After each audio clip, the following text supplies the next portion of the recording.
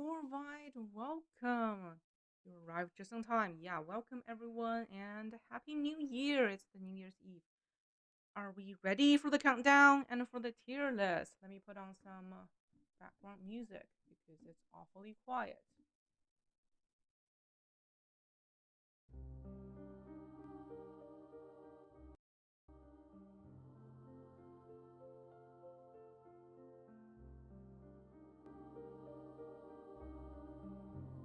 How is that? Okay, that's a bit loud. Okay, that should be perfect. Yeah, welcome Orvite. Happy New Year's Eve. How are you?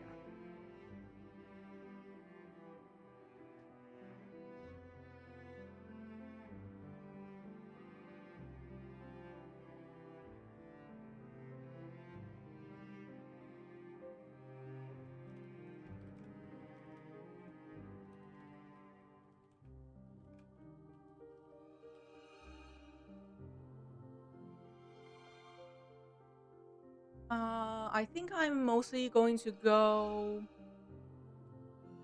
in chronicle order, but we need to set baseline, right? For each category. Like for gold and for torture, we must set baseline. Oh hey Sai, arriving just on time. Please let me know if the BGM is too loud or too quiet. I think it's too loud. Let's lower it.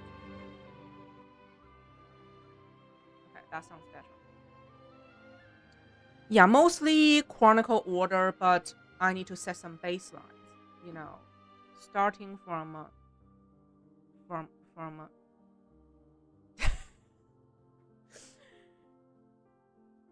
um I'm going to start with this one. Okay, that's the baseline for torture. Xenoblade in Goatee.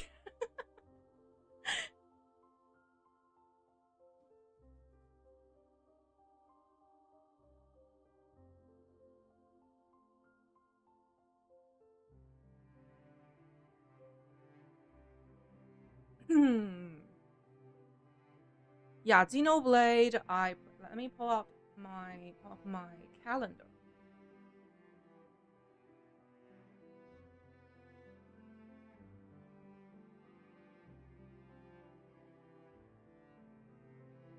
One sec. That I should have set this up earlier.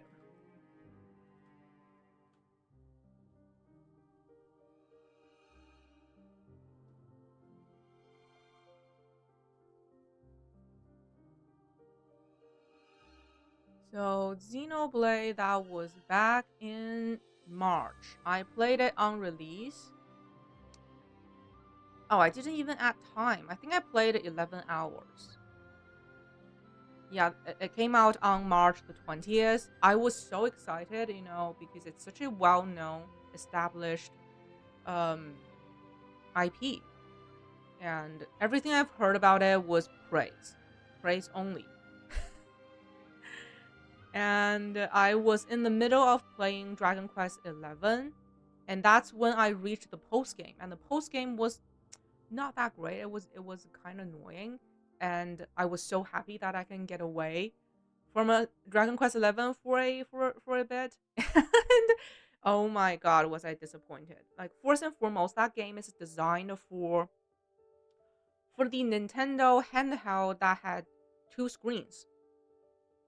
You have two screens, so you play on the upper screen and the bottom screen is always on display of your map. So the game was built on that logic. You need to have a map constantly on display to not get lost.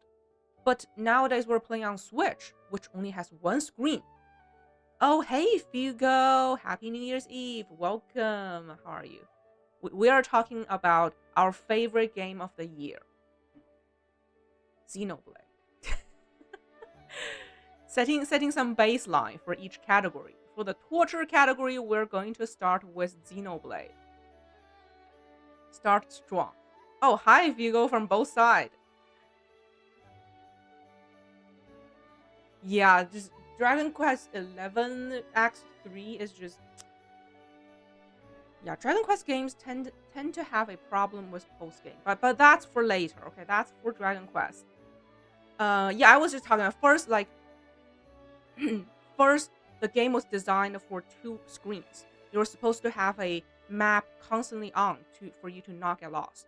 But to play on a single screen, I was clueless the entire time. The navigation was horrible. You can't even navigate through your naked eye. Like you see a path in front of you, and then you run towards it, then you cannot climb up.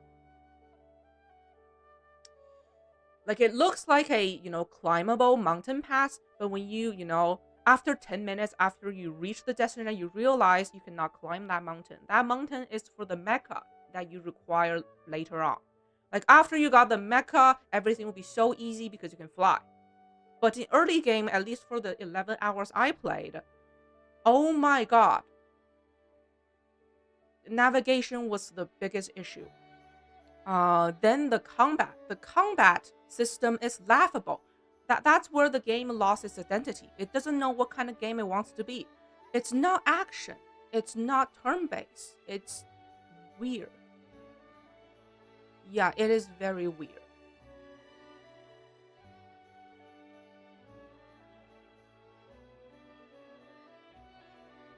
And the like, I don't even feel like I'm involved in the combat. I just sit there and wait for the cooldown on my skills. Then when the cooldown is over, I press it again, and the game takes over, do its thing, and I'm just sitting there waiting for cooldowns. That's all. It is the combat is bad. Yes, I pick Octo Zero album for the theme of this tier list making. Yeah, fail as a port. And then another identity issue. The game also tries to be GTA. The side quest, the tongue aspect of it, it's very much GTA. But I didn't get into it because apparently there are a huge amount of content there. I didn't get into it, but it feels like it's trying to be GTA. You have like um citizens making requests. You have husband and wives arguing. Some missing dog, that kind of stuff. It's very GTA like. and and yeah, back to the navigation. The game has auto navigation. Like it shows you a hint thread in the air leading you to your destination. The problem is it is not a smart navigation. It's a direct navigation from point A to point B, leading me, a level 1 character, through level 50 area. What kind of navigation is that? I want to do a level 1 quest over a mountain, and the game tells me to go through these level 50 areas. Like, how am I supposed to survive? Huh? How am I? Doesn't make any sense at all. And then it's the tutorial. It managed to teach you nothing with endless tutorials. Just pages after pages, pop-ups after pop-ups, so many tutorials. It's like I'm doing an online course. But at the end of the course, I learned nothing. I was still clueless about the system. About like my most basic question: when am I going to get a mech? Like, when am I going to be able to fly? It doesn't tell me. It doesn't tell me.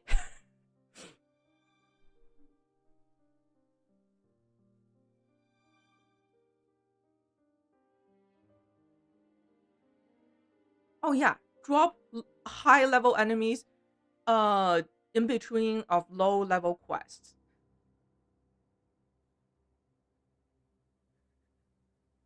Oh yeah, we were talking about the Xenoblade game that came out this year. I can never remember this. This is too long. Xenoblade Chronicles X Definitive. That's too long. Okay, it's the Xenoblade that came out this year.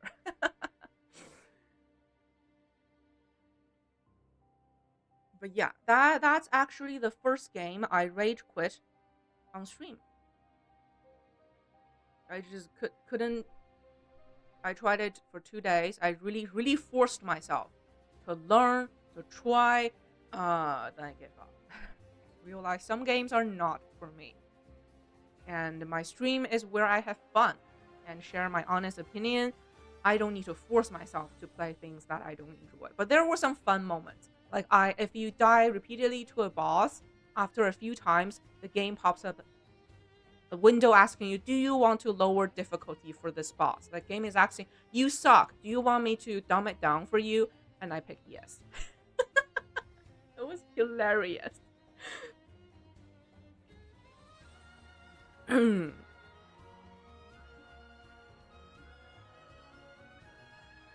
But yeah, that was Xenoblade, and we set the baseline for this torture category.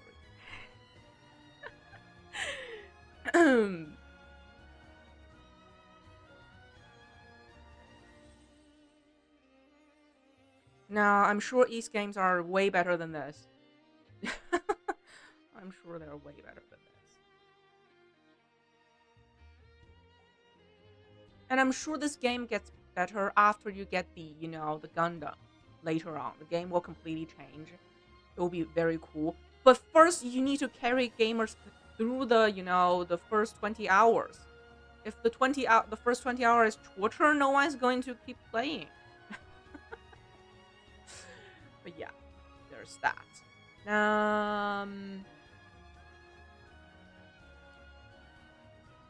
Keep setting baseline. We're going to set baseline for GOAT category. That is my game of the year. It is still my game of the year, The Outers. Yeah, I didn't even get into the story because, yeah, only 11 hours. I barely knew the characters that was introduced. But moving on to The Outers, my game of the year, my absolute game of the year. I love everything about that game. It's a perfect balance between artistic pursuit and gameplay enjoyment. It's the perfect balance. It's niche without being too niche. It's trying to send out its own message. It has its own agenda without pushing it too much. It still considers itself a game, and it knows it should prioritize gameplay over its agenda or like message or whatever. That's the best part of the game. It's the balance. How it balanced from with narrative and the game, like gameplay wise, it's very much base building, resource managing, but it didn't go to too much detail with base building and resource management. You only get the surface of that genre, like the fun part, the enjoying part. Like it didn't go to like you don't need to micromanage every little detail thing. Yeah, definitely give it a try. And it's a short game. It's a 20-hour-ish game, depending on your playstyle. Yeah, it is a fun game. It touched me deeply.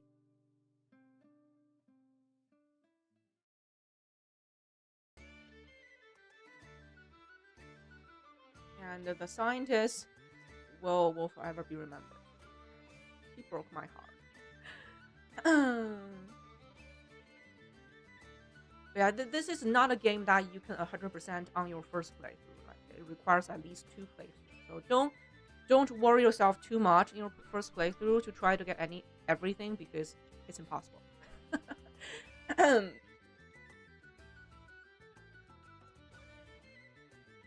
the moral dilemma I faced in that game felt so real. It's more real than my real life.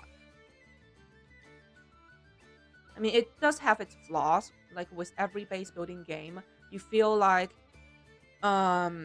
your teammates are constantly making demands. You are just pleasing them with their nonsense demands. Yeah, that part is annoying.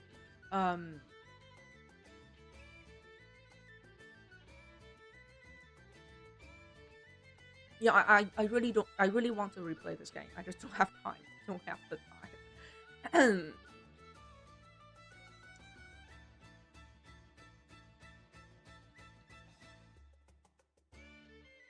And the VA did a great job. He did all the characters himself, all the youngs. Okay, it's one V, and somehow he didn't even get nominated. Oh my god, I'll be forever salty.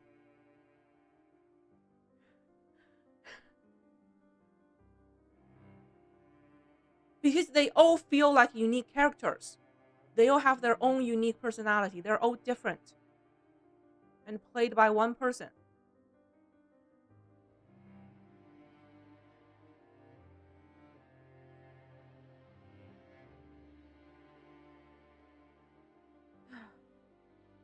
I am mad. Yeah, this is a very immersive game. From the moment you start, you get dragged into that world, dragged into his life, his decisions, the struggles, the challenge, the dilemma he faced. You feel them very deeply.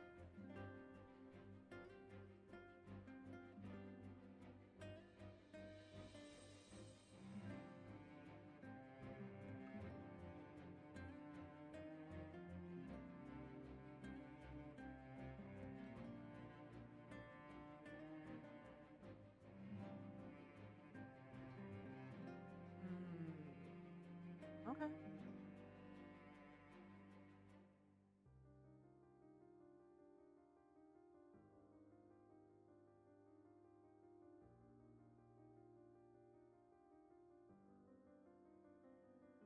They also added a nice clip of devs behind the scene as Easter egg in the game. It's one of the movie you can watch within the game.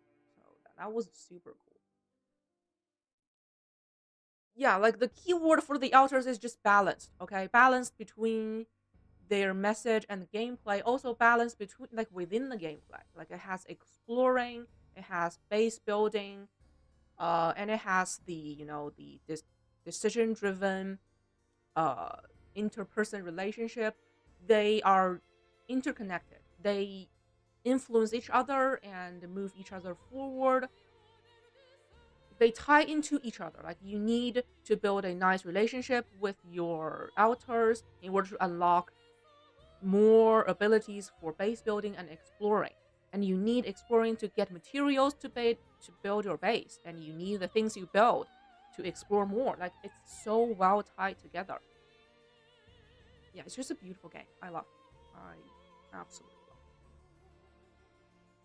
That is the baseline for gold.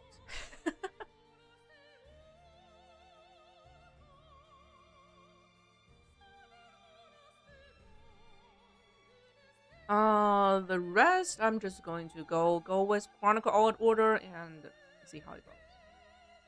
Perfect baselines.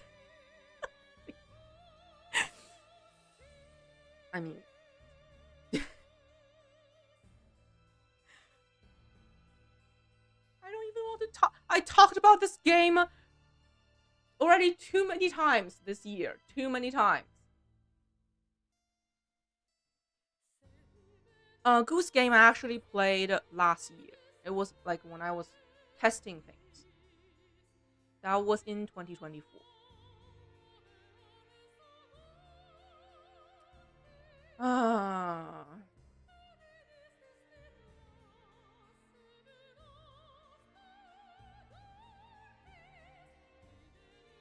I'm just not going to talk about this anymore. It's too. No, no. Okay. Chronicle Order. First, we have Octopath Traveler, the first game.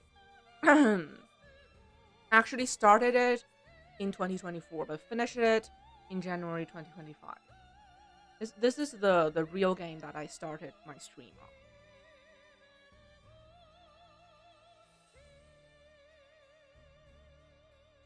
on. Where would I put it?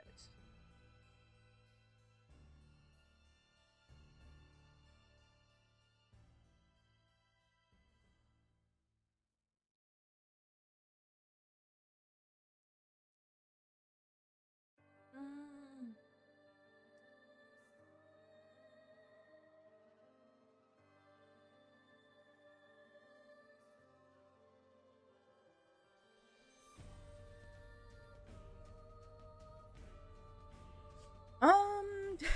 um, where would I put it?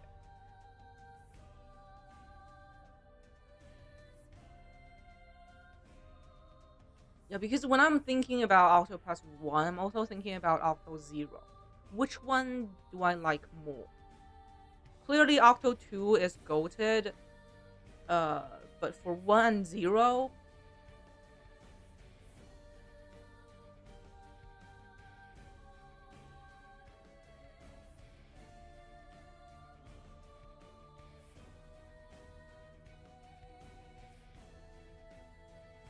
mm, yeah, it is in question. Like it's probably going to go to great. But how about 0? Like where am I going to put 0? Yeah, they're like on the same level for me.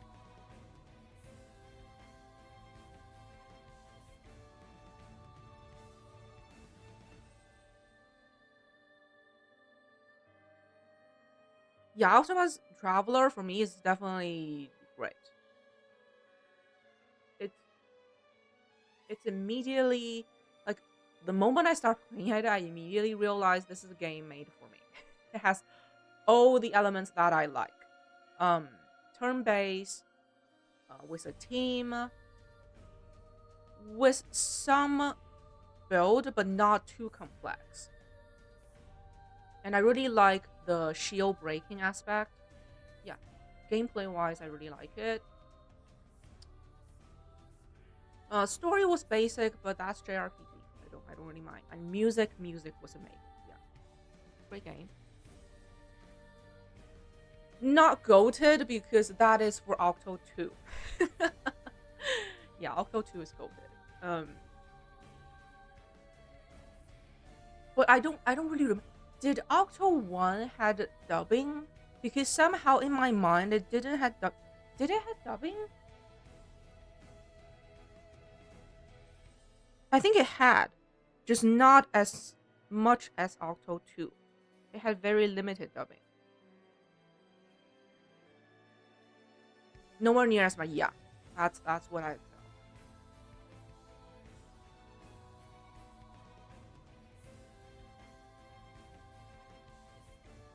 Yeah, it was definitely a breath of fresh air. Um,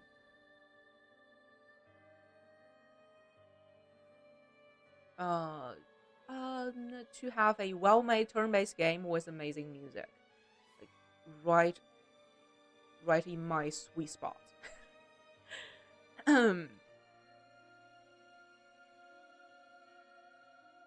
Also, that's the game when I start streaming. That's when I start to learn everything. My stream back then was plagued by bots. Every day I say hi to bots.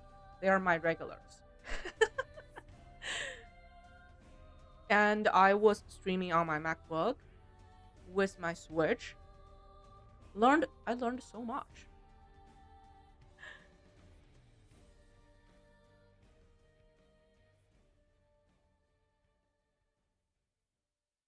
So it will be always special for that reason, for the learning process.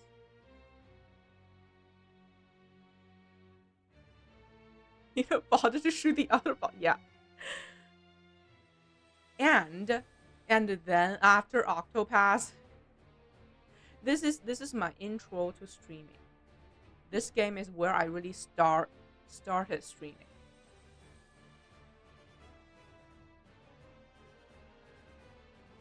One sec.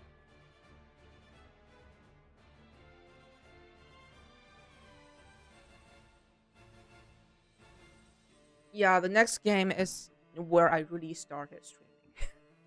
And for that reason it has to be here. Like it is too special. Uh until this day, the majority of my community, they came from this game. Fire Emblem Three Houses.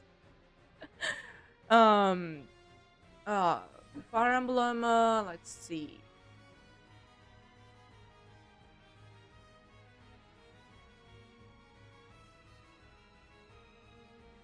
Started in January.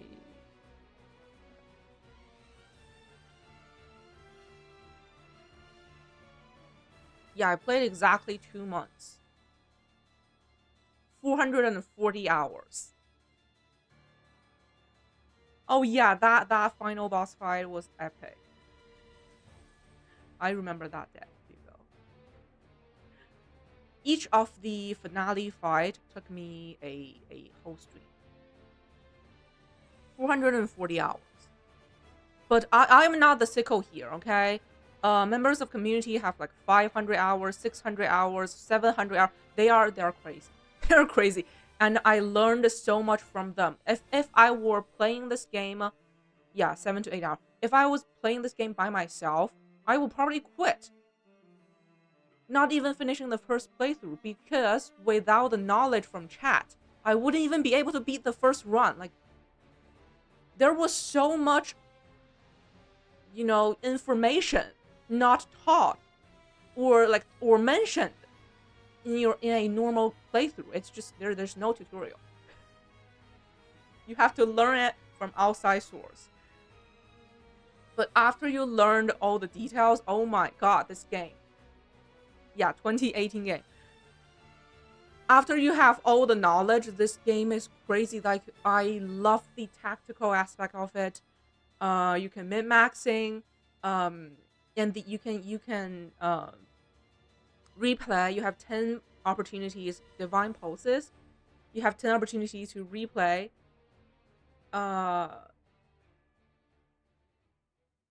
Yeah, like, in terms of characters, simping, story, it's amazing. In terms of gameplay, tactics, it's amazing. It's just such a special game.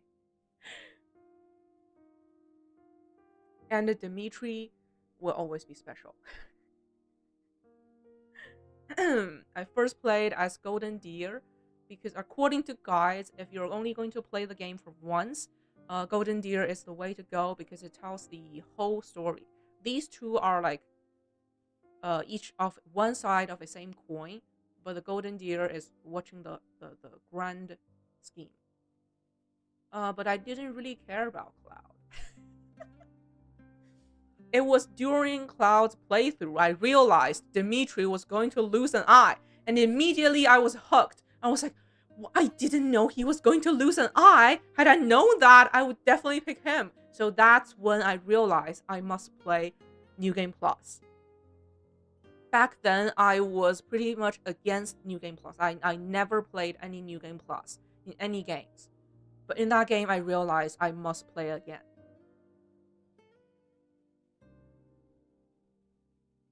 Just expecting the player, yeah, to already be, yeah. I mean, if you play the easiest difficulty setting, I guess you can beeline through the game, but you will be losing the core gameplay of the game. Like, it's only fun when you play on maddening classic, when the game is very challenging and you can lose character permanently. That's the only way to play it. Yeah, Dimitri is better than everything. Yeah, I broke my rules so many times. I broke so many rules for this game. For example, I never play hardest difficulty in any game. I broke that in the game because I love it so much. I want more. I want the game to challenge me. So I played Manding Classic. Then I never play New Game Plus. Then no, I must play Dimitri. So yeah, I broke my rule again.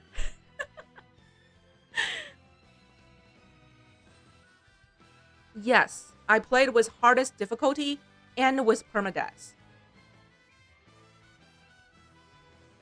Basically, the hardest of the hardest. I never do that with any game. Even until this day, I usually pick normal, the default setting, with my trainers. But yeah, I went all in. I never let anyone die because you have 10 divine pulses to dial back time. If I couldn't make it work after 10 tries, I just redo the fight. I never let anyone die. I never lost any unit. It just makes game more challenging for me and fun. Yeah. Ignis, he's nice. He's nice. It's just a nice character that we ignore. and I still remember every character. My Bernie, yeah, Bernie and Lycicia. Lycicia is the name that took me many days to try to pronounce. That is quite a name. Like at the start of the game, I was referring to her as the petite white-haired girl because that name Lycicia. What kind of game is that? Name is that?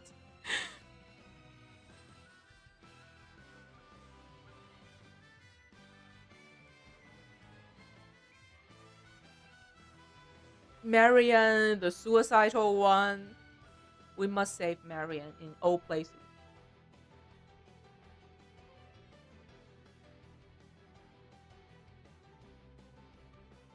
Another reason why I love this game is this genre, this like loosely anime style game genre. Is usually exclusive, made for men, but this one is made for everyone. Okay, no matter what you like, there's someone for you to send. I love it.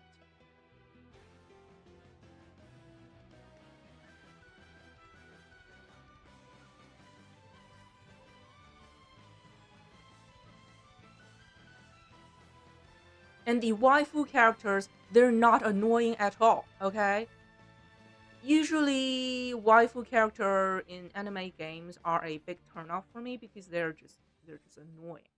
But in this game, no. Waifu like Marion, Mercedes, uh, Edelgard. Who else? I like them. I like them a lot. So they really nailed the character design, which is key to the game. Oh my god, Hubert! In my third playthrough, I tried so hard to get Hubert, but he was such a simp to Edelgard. So to spite him, I married Edelgard in the end.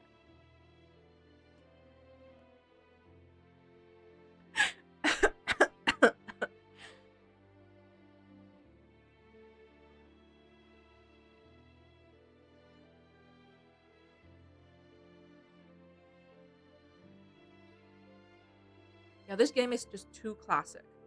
I don't know if any new game can surpass it. Even with the Fortune's Weave, I don't know if it can surpass Three Houses. This game is too classic.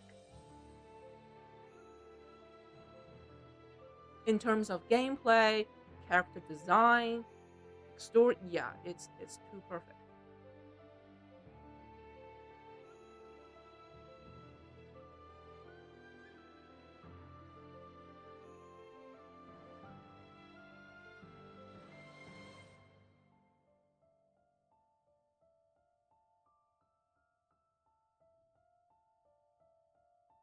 And also, this game is where my stream uh actually go live. It was no longer me talking to myself every day. So thank you guys so much for joining and staying. Thank you so much. Yeah, this game will always be special, like in so many ways. And it was so fun learning from the sickles in my stream with their 700 hour in the game. I was clueless. I was so clueless. I didn't even know like the difference between weapons and stuff. I learned so much from stream. Oh, yeah, it will always be special. Moving on. Moving on. Like, yeah, my Switch days were all the good games because though those are the games. Like the reason why I started streaming was because I never finished any game. I buy games, then I play 2 hours, then I drop them. I feel guilty. I want to fit. Like I have all these classic titles here, like Octopath, Three Houses, like Dragon Quest, Zelda. Like I have these classic titles sitting in my library, but I lack the motivation to finish them. That is why I started streaming. I want to have like a schedule that I play game every single day to finish them. So at the start of the stream it was all Nintendo classics. Next was Dragon Quest 11. That is also goated. Even though nowadays I've lost faith in the franchise, Dragon Quest 11 was such an amazing, perfect. Yeah, sure. Yeah, that's when it's also another meme. Surely I can beat the game. That game had so many. Like it had the first chapter, then the second chapter, then the third chapter. I thought at the end of the first chapter, I was going to beat the game, but no. Then I enter the second chapter. I said, oh, this time for sure I'm going to beat the game, but no, it entered a huge post game. That post game, how long was that post game? Was like 2 weeks or 10 days at least. Dragon Quest 11 refused to end. It just refused to end. Yeah, Dragon Quest 11 is still the best.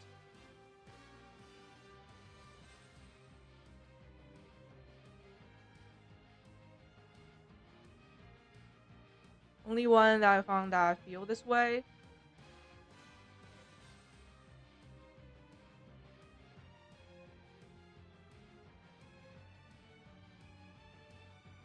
Mm,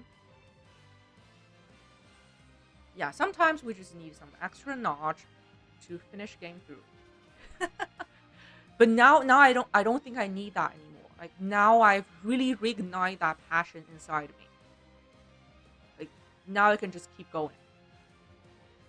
That passion is burning bright. I am excited for every game I start. Yeah, going back to Dragon Quest, that game is like they took everything they learned from the past decades of making Dragon Quest game and put the essence all into the single game. This is the best Dragon Quest game. I don't think they'll ever make one that's better than this. It is so good. It is the perfect gameplay, perfect, pace, and the narrative. I keep saying about the narrative and storytelling, even though it's a very cliche, basic, old school JRPG, boring. The story itself is very boring, but the storytelling was so well handled. It's like it's a masterpiece in terms of storytelling. It's so well told. I really like the story. Finish a game is just simply because life distracted you.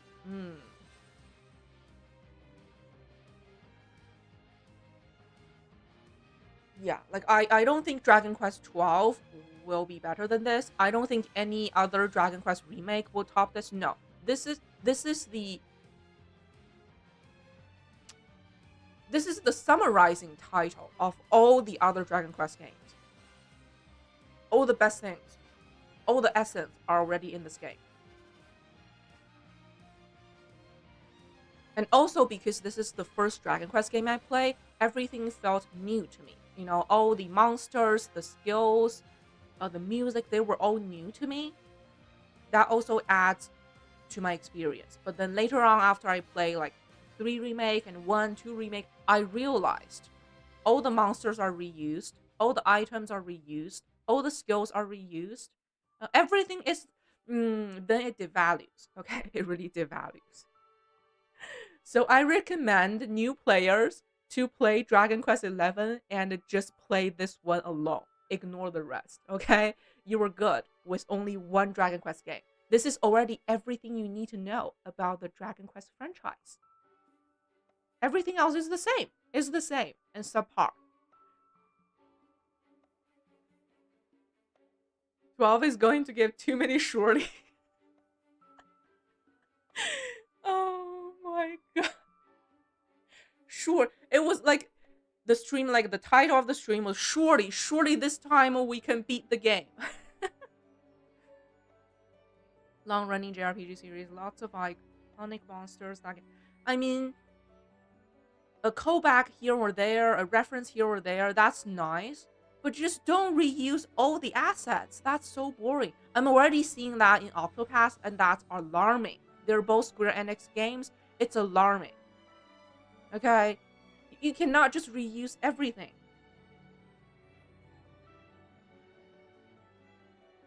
Yeah, FFR FF is better. Like it has some iconic things like the bird, um, but overall every game is set in a different setting, different world. Yeah, I'm seeing that trend in Octopath already, and I fear for it. Yeah, this is the peak of turn-based JRPG. Seriously, peak of turn-based JRPG.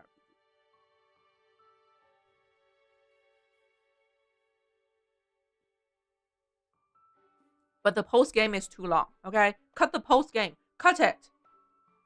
Post game is supposed to be an Easter egg that you're able to finish like in 2 hours. That's enough. That's enough post game.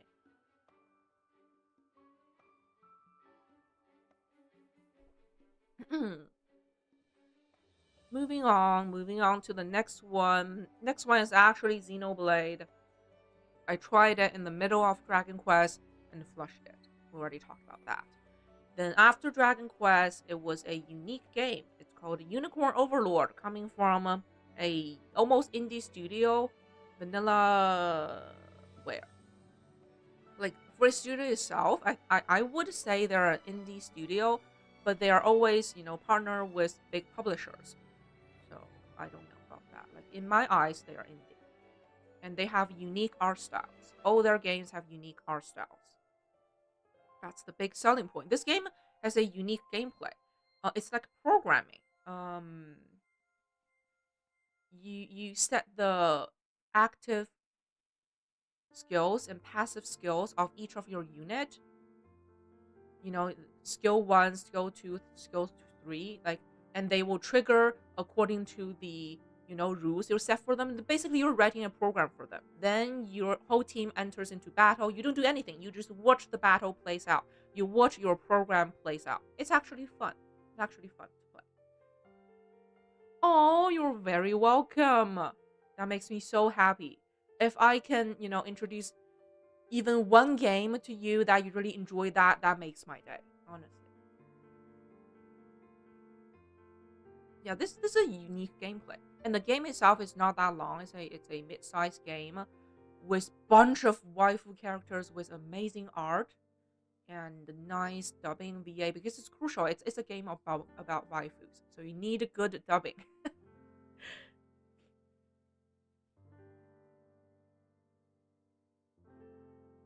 Oh yeah, if you like JRPG, you like this kind of characters and the very typical story. Yeah, the story was so boring. There was no story.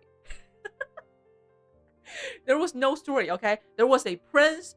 His kingdom got destroyed, and he was trying to revive his kingdom. And on his journey, he got so many waifus joining his army. End of story. Yeah, that's it. The gameplay was fun, and in that game, Dimitri's VA voiced the character. That character was only available in Endgame. That was such a nice Easter egg for me. Yeah, nice presentation. And it's a fun game to play. It's a fun, smooth, interesting game to play. I mean, it's not a masterpiece, but it's very enjoyable.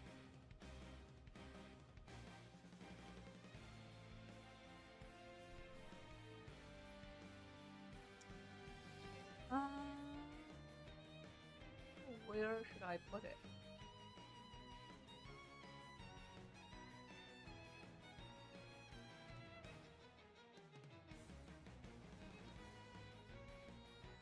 Where should I put it?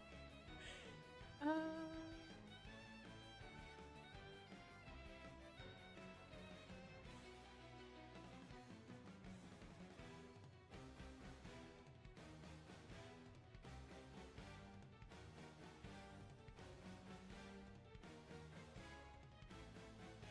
it's between great and good.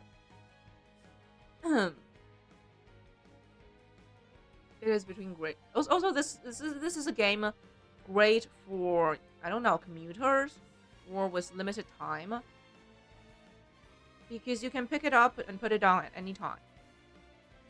You can start a campaign and maybe finish it in 30 minutes. Yeah.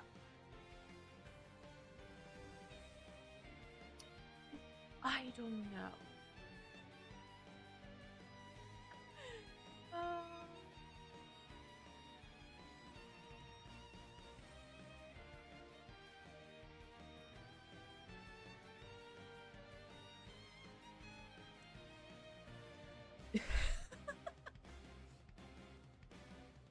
It's in the middle. I cannot add more categories.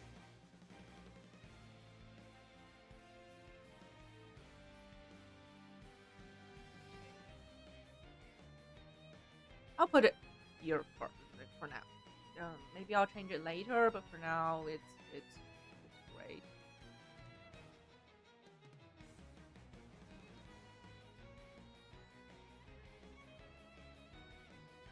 You would have too many categories. Um, okay, that is unicorn. How long did it take for me to beat it? No. What are you doing? Also, I test this calendar with another account. It works. You just add this calendar to your own Google Calendar. It will show here. Like you can import this calendar. It will show here Palm's calendar in your other calendar here. Maybe that's not the best approach. I'll look for other calendar options, like the one you can just click and browse without adding it to your own calendar. Flush didn't finish, but it's fine. Flush hate playing it. Yeah, even though I flush some games, I can still appreciate them. 92 hours. Okay. I play games very slowly. This game took me 92 hours. It's like a 50-hour game. But yeah, it took me 92 hours. Okay. That was unicorn. Then it got funny. Like around this time, I was expecting to get my graphic card at the end of Dragon Quest XI. And we all know what happened. I couldn't. Then I started Unicorn Overlord. I thought it would be a short game, and by the time I finish it, I would get my graphic card. But Unicorn Overlord turned out not to be a short game, and I did not get my graphic card after Unicorn Overlord. So I thought, oh my god, still no PC game? Then I have to, like, I didn't even want to play Tears of the Kingdom because it's too daunting. I played Breath of the Wild. That was a huge game. And Tears of the Kingdom was even bigger than Breath of the Wild. I didn't want to play it, but I ran out of a game to play, so I started Tears of the Kingdom. And it took like 1.5 months. No, like 5 weeks? No, 5 weeks to finish it. I almost 100% it. 100% everything apart from Yahahas. And that's when my graphic card finally arrived in May. Oh, I started with Monster Hunter. Okay, but I finished Doom first. Forced to buy a new card. That sucks. That sucks. Yeah, Tears of the Kingdom. That was almost 300 hours. To be honest, I only 100% that game because I was waiting on my card.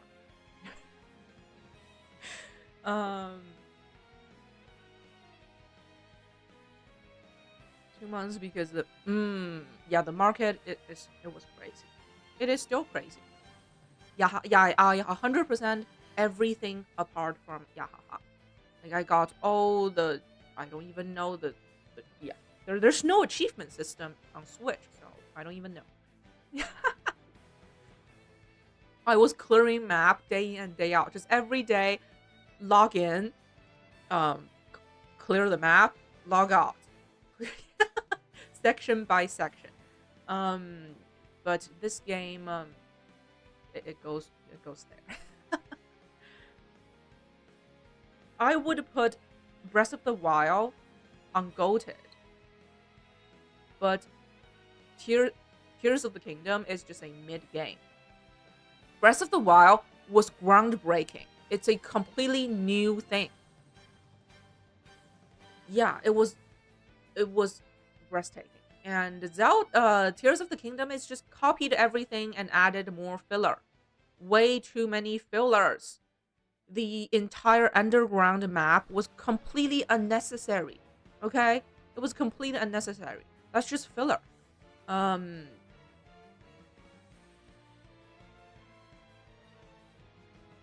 yeah, Breath of the Wild was all about innovation. And Tears of the Kingdom is just like an expansion pack. Uh there's nothing much new. Sure, the game will look a little bit better. The mechanics are a little bit more polished. Um at the cost of so many fillers. The fillers ruined the game. Ruined the game. Uh, that being said, it's still a good game. It is still a good game.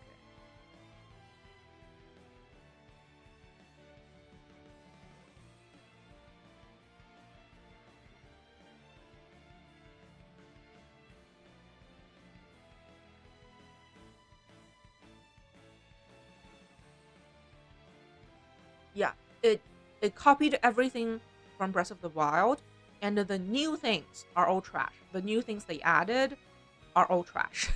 So somehow they made Breath of the Wild worse. This is a worse version of Breath of the Wild. If you're going to play one new Zelda games, I recommend Breath of the Wild, not this one. Also, I just don't like puzzles, especially not the puzzles in Zelda games. It doesn't click with me. I don't like trying to figure out what the devs were thinking when they make the puzzle. That's why I don't like puzzles in Zelda. Let's try our version of that. Elden Ring. Let's do. Yeah, they just made Breath of the Wild worse. But I still look forward to the next Zelda game. Hopefully, it will go back to being innovative and yeah, make a new game. Stop trying to sell me the same formula with more. It's just too much filler. Oh my god. They added an entire underground, entire huge map of filler. It's crazy. But that's Zelda. Then moving on to the next. Yes, next one. We finally got my PC. I pre-ordered Monster Hunter. Wasn't able to play it on launch, but finally I was able to play it. But this game, I have such mixed feeling about Monster Hunter. Um,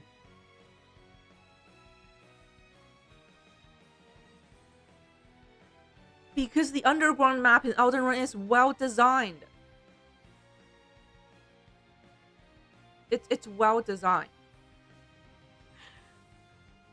On Zelda Underground, they just copied the entire map of the surface map, copied it, and make it underground. And they even acknowledge, they even admit that they used AI to fill the underground map. Like on the surface, you have shrines. Underground, you have the trees that you need to lit. It's the same thing, and they just use AI to fill the vast and empty underground map.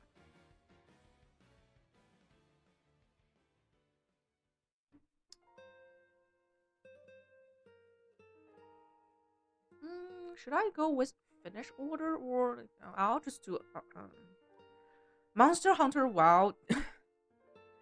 The first 50 hours, I really enjoyed it. That's when I played a single player.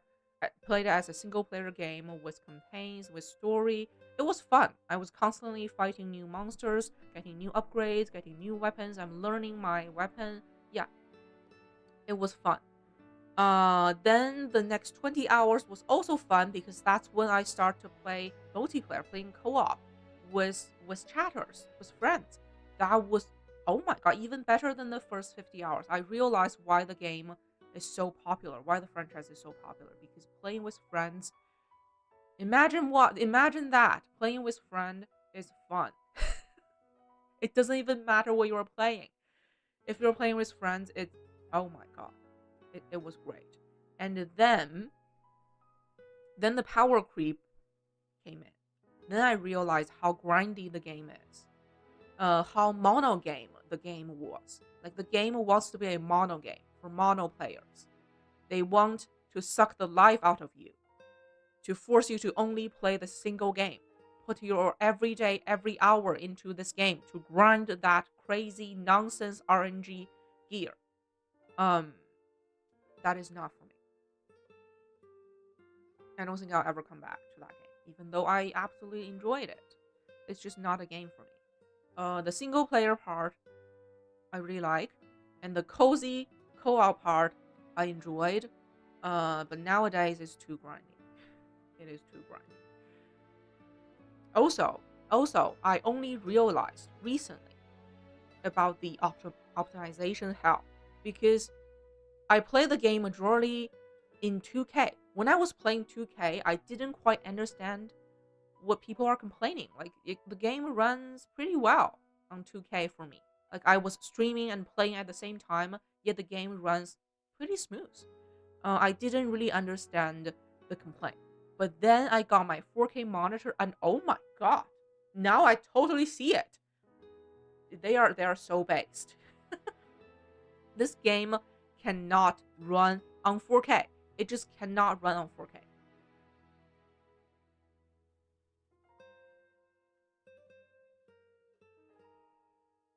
Oh yeah, for me, I already got my money back. I absolutely enjoy the campaign. I enjoy casual co-op. I think that's the yeah, that game ended for me. That's a perfect ending. Now I can just, put it back on the shelf and say farewell to it. I got my money back. It's just it's funny that only recently had I realized how bad the performance is with the 4K monitor. I realized this game simply cannot run on 4K. I even tried it off stream. Um I turned off all the app on my PC and only run this game and this game alone. And with my 5080, it cannot run smoothly on 4K. Oh my god. It is crazy. And the game has been out for almost a year. They still haven't finished it. It's like they're not even trying. So for that reason alone, this game is bad. Um, yes, we need to set baseline for this category. Okay, it's there with Xenoblade. But I'm not going to comment more on Expedition 33. I've talked about it so many times. I've crashed out so many times about this game. It is enough.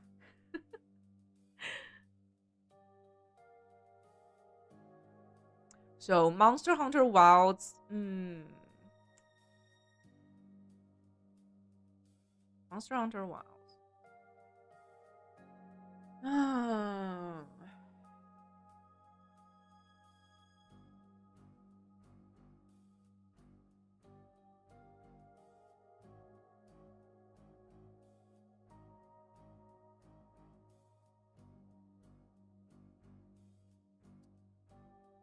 I'll have to put it here. Like, if you asked me a few months ago, it's probably good. When I was playing on 2K and I didn't need to grind it too much for gears, I would probably put on good. But now I simply cannot play this game, both for performance and for the grindy difficulty. I cannot play it. Okay, I die immediately on repeat. So this game is unplayable for me, for difficulty reason and for performance reason. Um, I think I'm already being generous putting it here instead of bad. Yeah, I'm already being generous.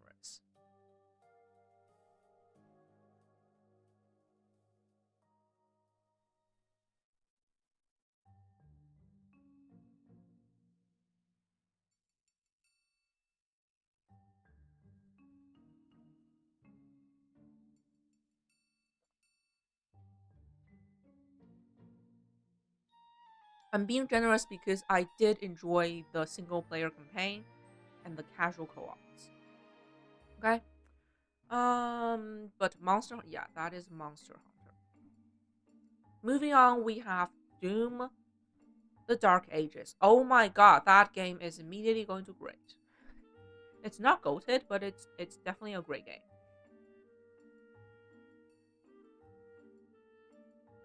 Yeah, partly my fault for having wrong expectation for the game. But Doom: The Dark Ages is such a simple, unsophisticated game. It's such a simple game. It's hack and slash, smash some demons, a feel good, simple game. And it delivers what it offers. Okay, it's a rare instance of a game that delivers what it offers. You go in expecting to see some blood and gore and see some demon limbs flying in the air, and you get exactly that. It's such a stress reliever. I felt amazing playing that game. Even though I don't understand the mechanic, I don't understand the story, it doesn't matter. I'm just there to smash demons. It felt great. But hey, this boomer game is on modern day graphics, and it's one of the best optimized game of the entire year. This game is so well optimized. It runs smooth, buttery smooth. Okay, that game is buttery smooth, and it offers detailed difficulty options. There are so many things that you can toggle and adjust. Yeah, such a great game. Doom Guy's pissed. Yeah, there's no depths. It's such a shallow game. But why does it matter? As long as it makes you feel good. Okay, this is games being games. Such a great game. It has a few weapons.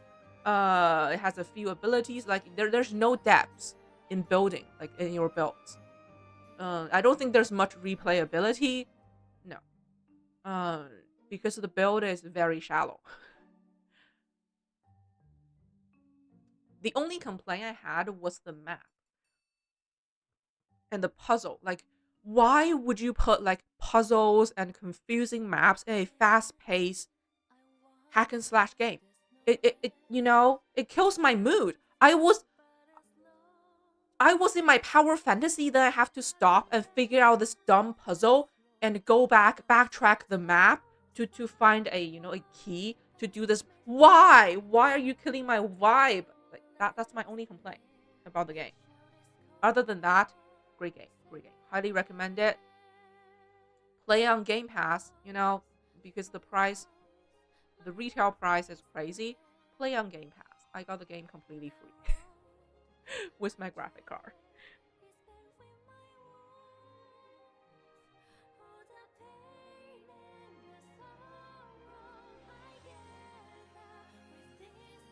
And then, after Doom and Monster Hunter,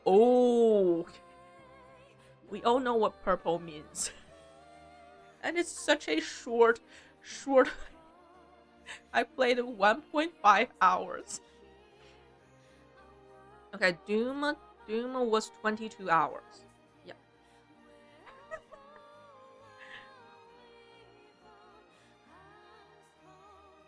But hey, I was a new streamer. Inevitably, I chased trends. Everyone was playing this game. Okay, which is this OP song playing right now? Oh yeah, this is the true ending music. Like it was playing some cutscenes with this music. It was so beautiful in Octo Zero.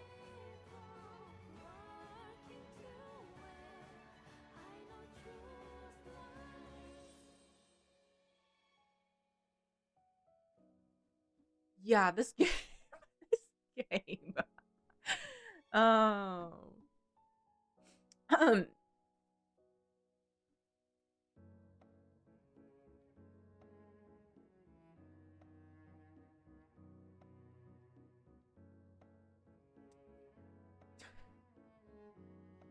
This game. Oh my god. This is the first game that I refund on stream. I couldn't take it anymore. um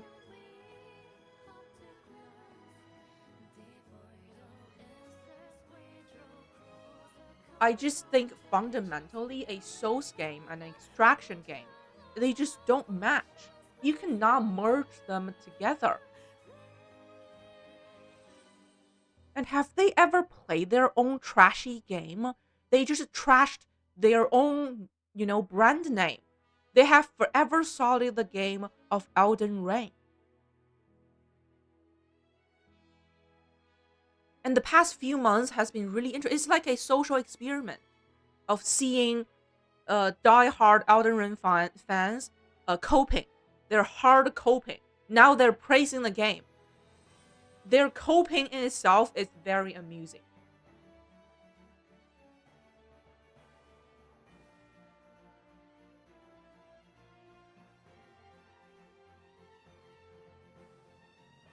But he's not even involved with this game. It's made by a different dude.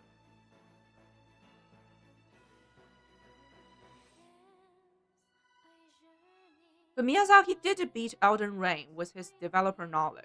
Like he basically cheated through Elden Ring. But yeah, I was just so disappointed that they sell their brand name so cheap. I mean, it's not that cheap. The game sold well. They're laughing, rolling on money, but I'm so disappointed. I thought they had integrity. I thought FromSoft had integrity. Okay, apparently they did not.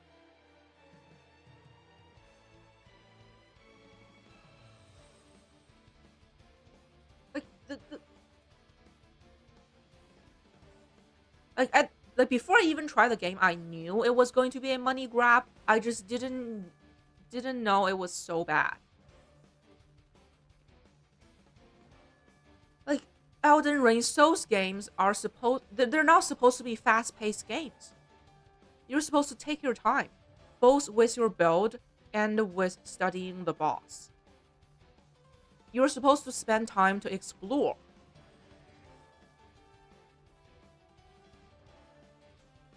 And it just doesn't match the extraction. It doesn't match. It does not match. And also why I dropped the game so quickly, it's because I realized they removed the blue vial, the mana restore vial. They removed that, the potion. So there's no way to restore mana for mages. They completely ruined mages. Like I was running around with 0 mana as a mage. I couldn't do anything. Oh, if you remember, like I think we wrote the bad review together. I can find the review. You remove like mana potion for mage. You ruin the class completely. I hate you. That was my bad review. Like as a mage, you're supposed to run around to find like special things like a tree or something to refill your mana. So you play the majority of the game with no mana. And it costs so much to cast magic. So magic spells are costly and there are very limited ways to restore mana. So what's the point of even playing as a mage? Right? Coming back to I was in shock. Like, where is my mana? Like, yeah, completely made useless. Like, 2 steps in the game, I'm out of mana. I cannot cast anything, and finding a mana restore is so difficult. Yeah, I was so mad.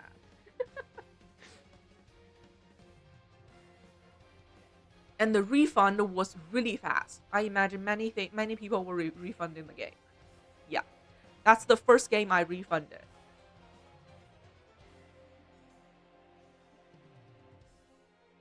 Elden Ring.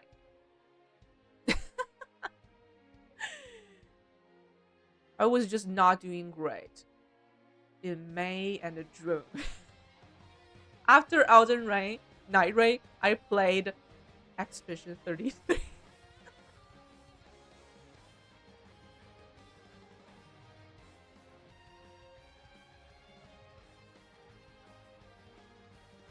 Didn't have enough friends to play with.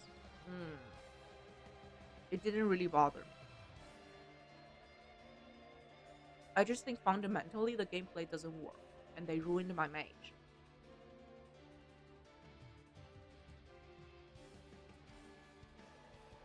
Okay, after that I played Expedition 33. I think we can skip that. Uh,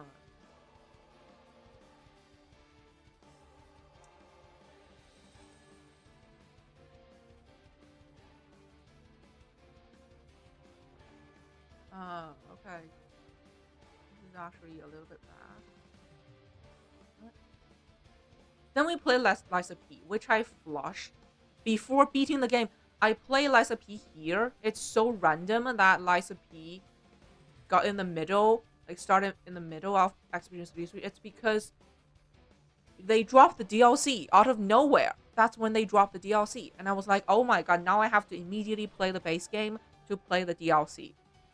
But it turns out I couldn't even beat the base game. I quit right before the ending of base game because I accidentally picked a wrong option during dialogue and the game autosave immediately, and there's no way for me to, backtrack, roll back. There's absolutely no way.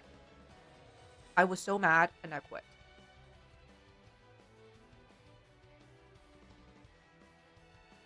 Oh yeah, I'm actually going to play it later on today. That's going to be my countdown New Year's Eve game. Joseph, it is here. It is already here. Oh my god, why am I doing this tier list before I play it? Okay, I'll have to, yeah.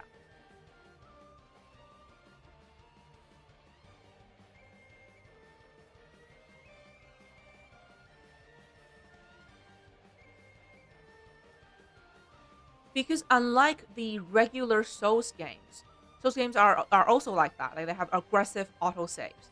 Unlike those games, this game actually has a meaningful storyline. Your choices matters in the story in that sense. Like it matters in Souls games, but the Souls game story are just nonsense. You don't care.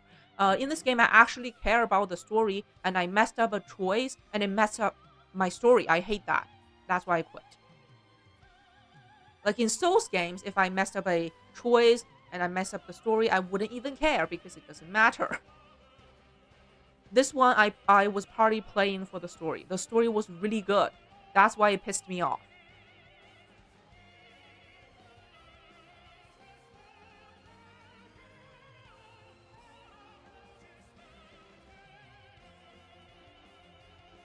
I really like that you were playing as a puppet and in a world full of bad people, bad players.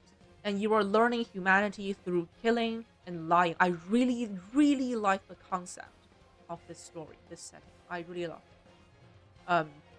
And also this is a mid-sized game. I also like that. But unfortunately.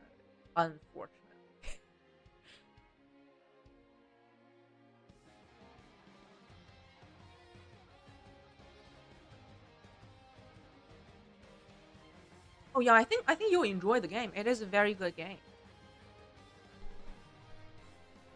I really like the concept.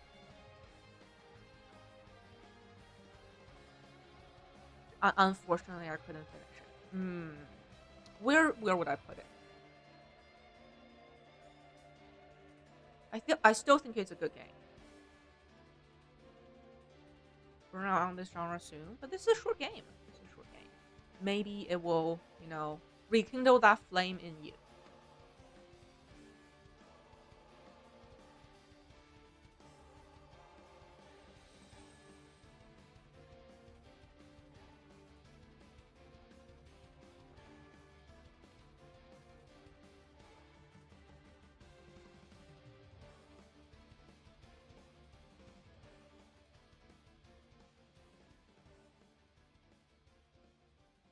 Um,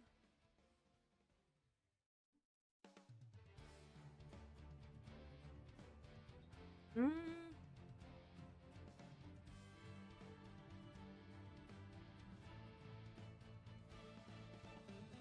it's good, but it has major flaws for me. Fair. Several other action game, you're not gonna be in the mood for it.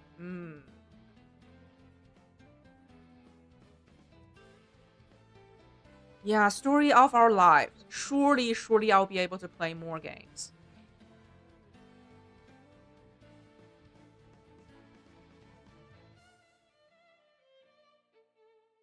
Mm.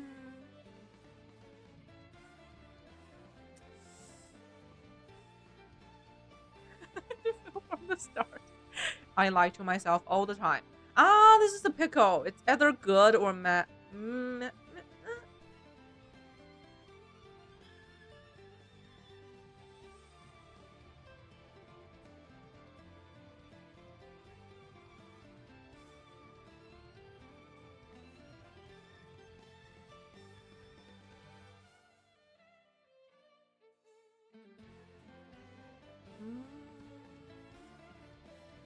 Happy New Year! Yes, Happy New Year for London time. I completely missed the moment. I'm so sorry. Yes, this is GMT countdown. It's the countdown is over, but yeah, Happy New Year for Europe people. I'm failing. I'm failing as a streamer. Um, thank you guys for 2025. Thank you so much, and let's have more fun in 2026. I promise to do better. Wait, that was an hour ago. Okay, Europe isn't even a real place. Okay.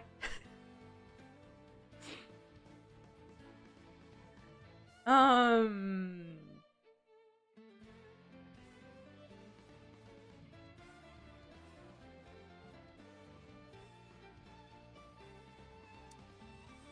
I want to put it to good because the game actually added a easy difficulty so that players like me can play the game.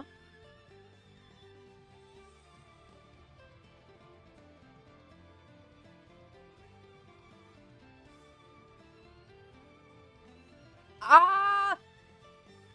I'm going to put it to good. Even though I flushed it, I still appreciate the game. Oh, thank you. Thank you for mentioning Canada. Thank you. Okay. After Okay, that is just a dating sim I played offline because Life Liza P that rage quit traumatized me, and I played a dating sim briefly offline. Not important. Um, then it's the Outers. We all know it's goated. Some demos when we went back. Oh, I think this was the first demo fest. I forgot what's it called. Uh, that's when we tried baby steps, I believe. Then we went back to Expedition 333. We all know what happened there. Then it's Metaphor. Wait, what happened there? Okay. Mafia. Oh, those are the brief games I played during Metaphor because Metaphor was such a long game. Hey, Fosterman! Happy New Year! Happy New Year! How are ya? The torture because when you finish it, you know you'll never. Yeah, I've seen you playing Metaphor, not Metaphor, Expedition 33 on Steam recently. So you like the game? Have you beaten it? Oh, I'll try to keep things spoiler free for you. But let's do these two first.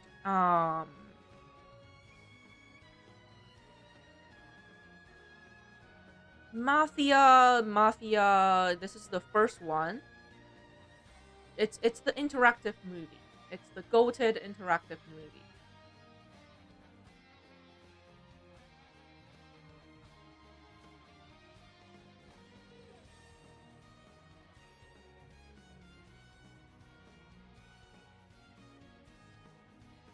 Movie wise, it was really good. You know, graphics, music. It was very immersive.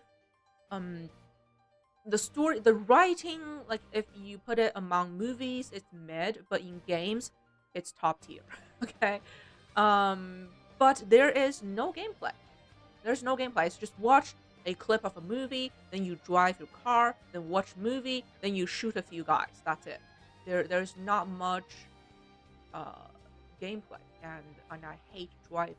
And you can already tell the problem was rising from this game. Like they want you to drive more and more. In this game, I was able to use a mod to bypass the racing, uh, the car racing.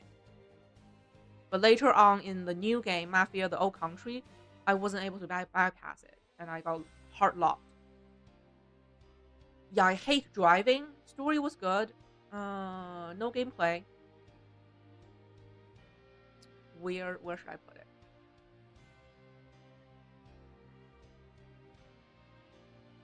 It's good, but is it great?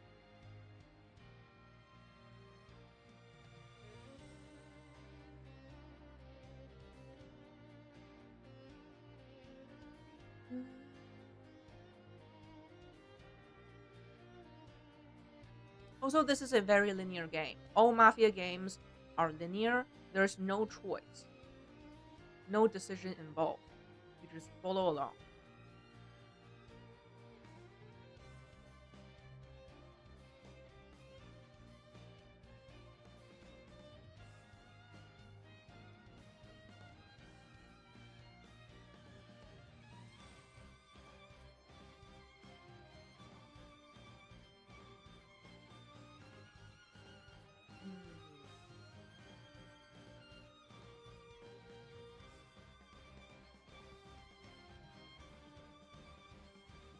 Mm.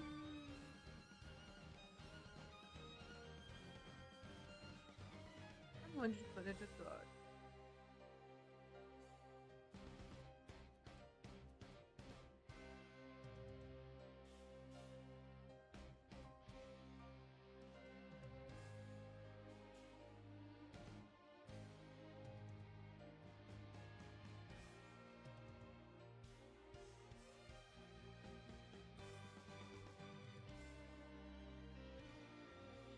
Partly because I just played Detroit. I know the possibility these kind of games can offer, and it's lacking in some aspects. And then this one is going all the way to the top. Okay, a tiny small game, but it's so well made. It's such an amazing game. The Case of the Golden Idol. This is a detective game. And the playstyle is fill in the blanks. So you gather keywords from the crime scene, and then you fill in the blanks and like a report and figure out what happened. Like explaining the gameplay is very boring, but this game is so because it clicked. The thing about these detective or puzzle games, it's all about the vibe, whether it clicked with you or not. If the logic makes sense to you or not, and this one makes perfect sense for me. I don't need to try very hard to think like the developer. It just makes sense to me. I naturally, follow the train of logic. So it's a perfect game for me. No better feeling than that hit of I know who did. Yeah. This to me feels like very smooth logic. Like it makes sense. Like of course there are few glitches in there. It doesn't make sense, but overall, it makes sense. It has logic, and it's a short game. I finish it in one sitting. Yeah. Um, and the story itself is actually interesting. Like how all the case tied up in the end. Yeah, you are figuring out not only the case in hand, but also the overall, the story hiding in the background. Because the cases they're like I don't know, like it's a long like a few year in between of each case. So you figure out the story, the overall story. So both for the case in hand and the overall story, it's really good game, and I think it's very cheap. It goes on sale very often. Cheap game, short game, fun game. I want more games like this. I tried another demo during a demo fest. It's similar to this one. I'll probably try that game as well when it comes out. I like this type of game. It makes you feel smart.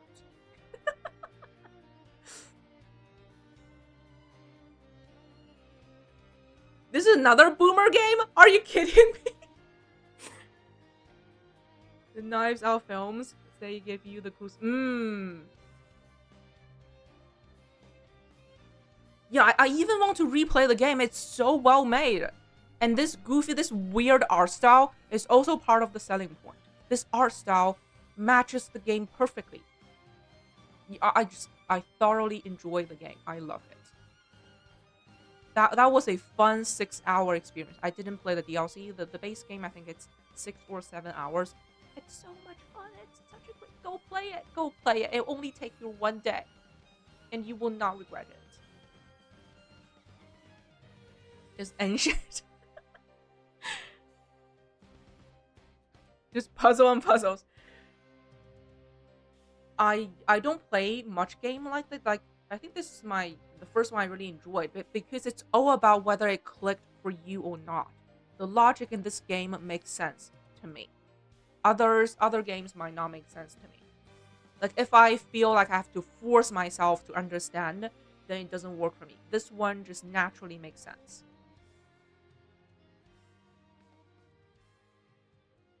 Fill in the blank and puzzles to solve cases. Okay. The art style is literally of okay. Okay. I am now officially a boomer. Nothing wrong with that. Okay, then we move on to metaphor. Metaphor. 120 hours. Quite a long game. I have a lot to say about metaphor. First and foremost, I love the game. I enjoyed it. I love it. And Louise will be forever remembered. I'll keep this comment, this review spoiler free. The art. Yeah, this for me so far is the best Atlas game I've played because I only played two. I only played two. This is the best Atlas game for me. I think this game is similar to Dragon Quest XI. This is where Atlas put everything they learned throughout the decades and put all the essence into this single game.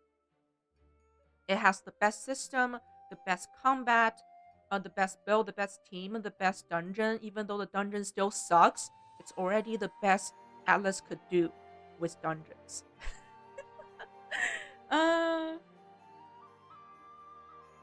And the story-wise, I was immediately hooked in the beginning because even though I played the game a year later, if you think about when the game came out, it came out in 2024, like at the height of presidential election, right?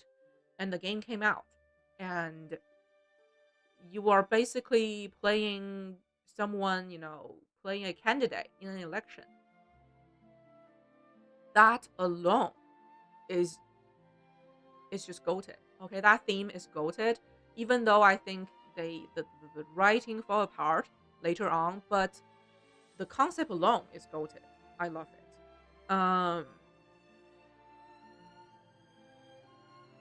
Wait, I thought that like that's kind of in the trailer, wasn't it? I'm so sorry. I thought everyone know. Okay, no more spoilers from now on. No more. I'm so sorry.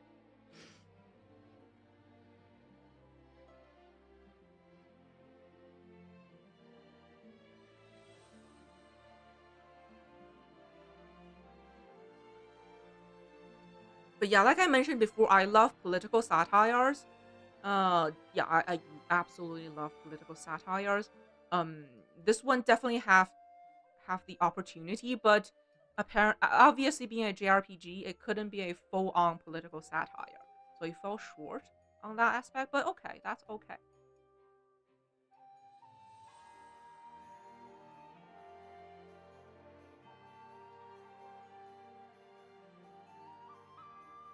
Hang in there. It's only 3 years. How bad can it be? Huh? How bad can it be? Only 3 more years. Um. Yeah, he's renting on Trump.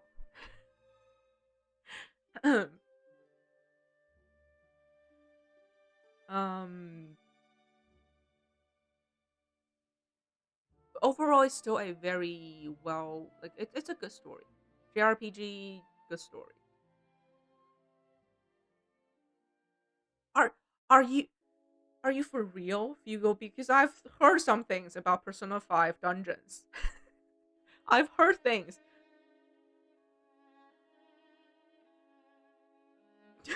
Yeah, I've heard things about Persona 5 dungeons.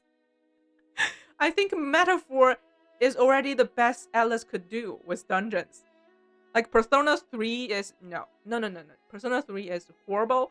Uh, Persona 4 and 5 is mostly bad. Metaphor is tolerable, but they're all bad. The characters, the recruitable characters, they're definitely interesting, and everyone is a furry. Everyone is a furry in this game. Imagine that. And dubbing was amazing. Um, Also, I think the build system is better than Persona. I'm not into personas, not into those cards. How you fuse them, upgrade them. It's too much. Okay, I'm not into personas. But the archetypes, those are fun. Those are really fun. But my complaint was that they were hoarding all the best archetype to the last minute in the game. For the majority of the game, 80% of the game, I was playing as the basic types. I was playing the same thing over and over again. It gets boring. And then in the last 10 hours, it threw at me all these new fancy cool things. Like why don't you give me that earlier so that I could enjoy them more? That's my complaint.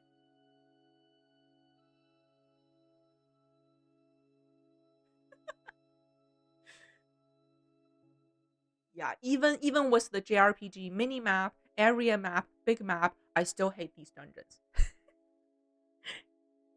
That's a me problem. A me problem. But yeah, there's some issue with pacing. Uh, but overall, a very fun game. Like fun gameplay, fun build, um, good story. Not great, but good story. Also a good character for me to simp. It's no longer simping. It went beyond that. I 100% understand and support Louise. I didn't want to finish the game because I didn't want to finish Louise. Also, Louise got naked for me in the end.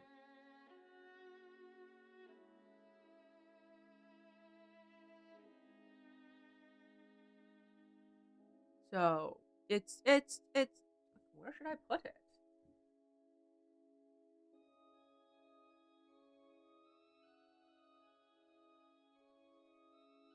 Yeah, so many screenshots. I was taking screenshots like crazy. Uh, um,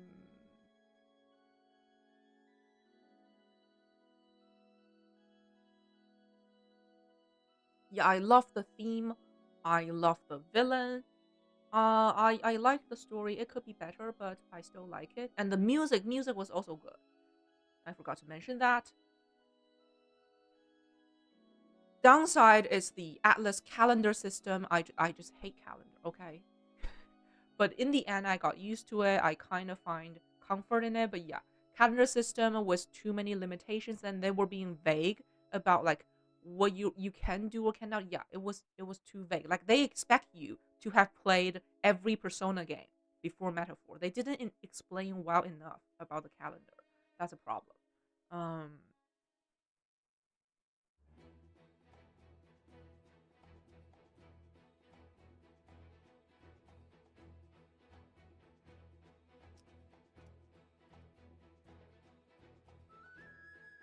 Oh, also this a major downside is this game also has forced New Game Plus elements. There are some things are only accessible in New Game Plus, forcing you to play New Game Plus. I do not like that.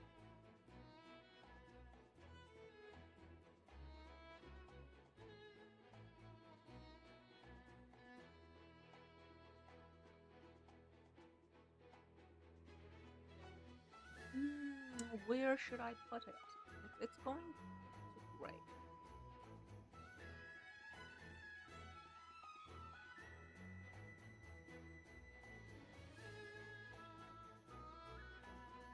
Dungeon is definitely bad. Um,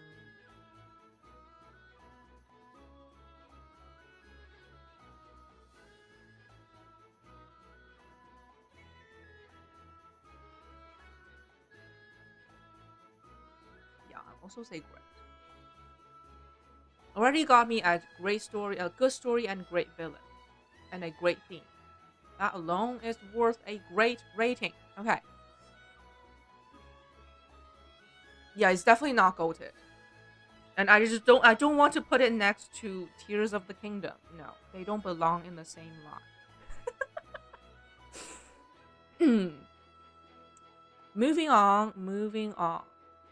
Metaphor. Oh, this is another one of my favorite game I played this year. This one's actually going to go to another niche choice. This is not many people play this game. This game instantly died the moment it got released. No one cares about it. It's actually another Capcom game. I'm a Capcom shill. Um, this is a pretty simple tower defense game in 3D style with some action elements to it.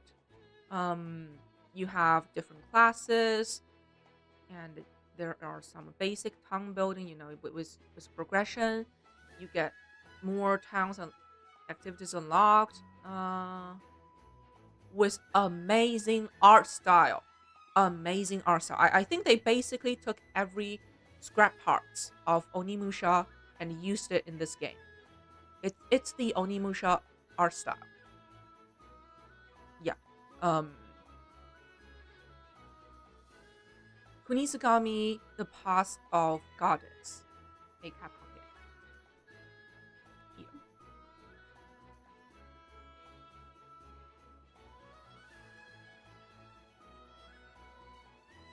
It's so unpopular that you can't even you don't even know the game. Yeah, no one plays this game. Um yeah, tower defense, gorgeous art style, um smooth combat and action.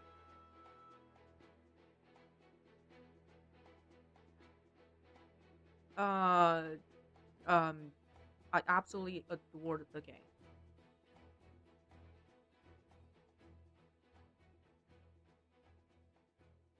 The best part is definitely the art and the culture. It really, implemented the Japanese culture in every aspect of the game. I love that.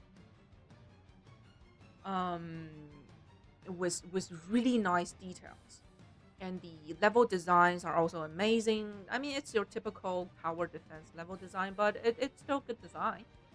Um,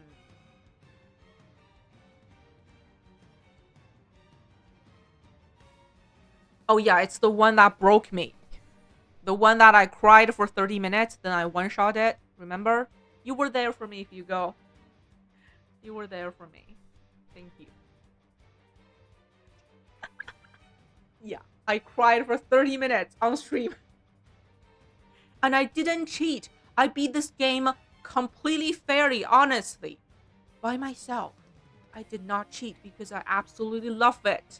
I played it twice. I played a New Game Plus off stream to get to the true ending, and I also 100% the game. I think this is another time, like, this is where I broke my rules again for never playing New Game Plus, for never caring about so-called New Game Plus true ending, for never caring about 100% or platinum a game. I broke those rules here because I absolutely love it. It's a game that's purely about gameplay. The gameplay is so enjoyable for me personally.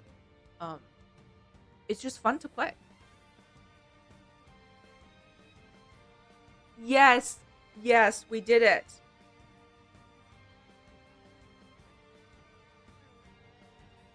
Yeah, that boss was cheap. And it's crazy that at the end of a tower defense game, we have an action boss. It's like I played tower defense, and in the end, it turned itself into Onimusha in the end. Yeah, Souls like boss.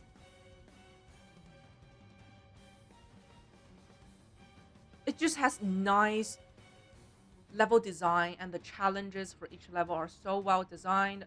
It's just fun. Try the game out. Try the game out.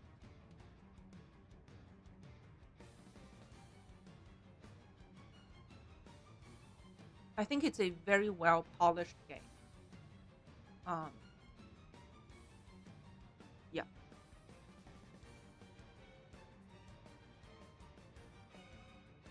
and the mixture of tower defense and action is fun. It is fun.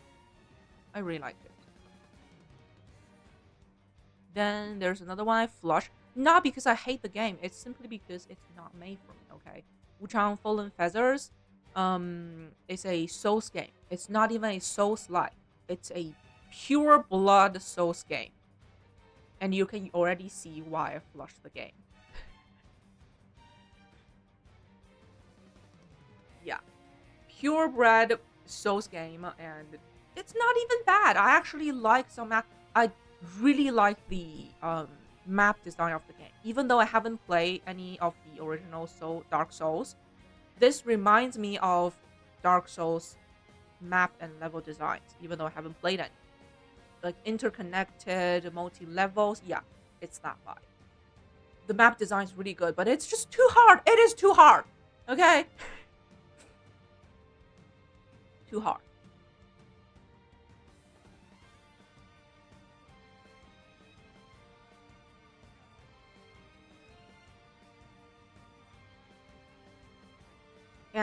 And also looking at this calendar,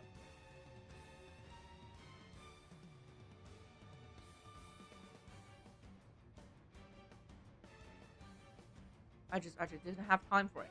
Didn't have time for it.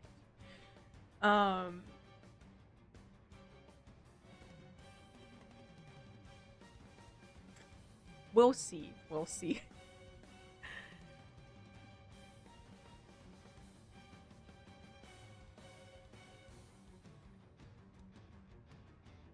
Yeah, I really wish I could enjoy this game because exploring that kind of map is my thing. Like, I like exploring, but I keep dying, and the safe spots are far far from each other. um,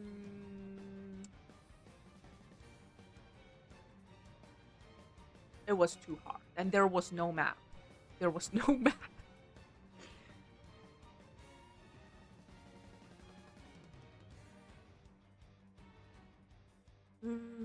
Objectively speaking, I still think it's a good game. Seriously, it's a good game. Just not for me.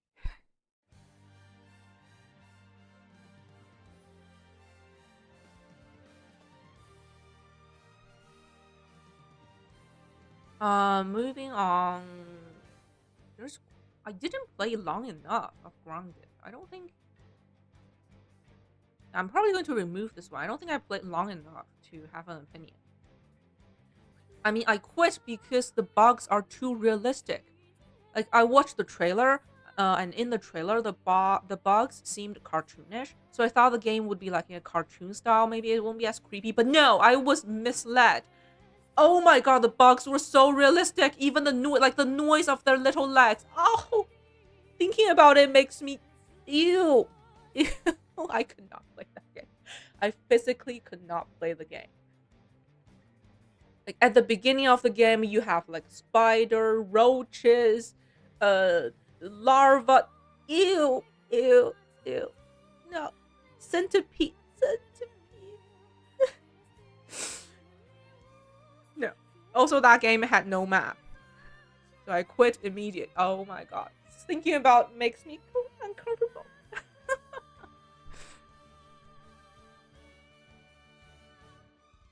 Grounded 2. It's a survival based building game. And for a survival based building game not to have a map is just beyond me. I need to know where my base is at. I can't even find my base. How do I delete? Delete. I don't think you can delete images once they are. Okay. Yeah, just leave it there. I don't have. I didn't play enough to form an opinion. That will be unfair. One sec.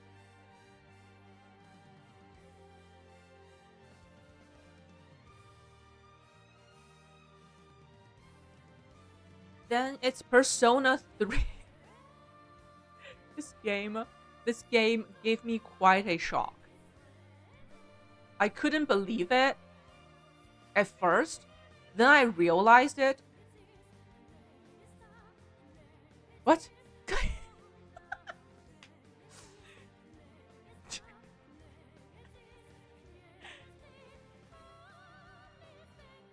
Wait, how do I go back? Where's grounded?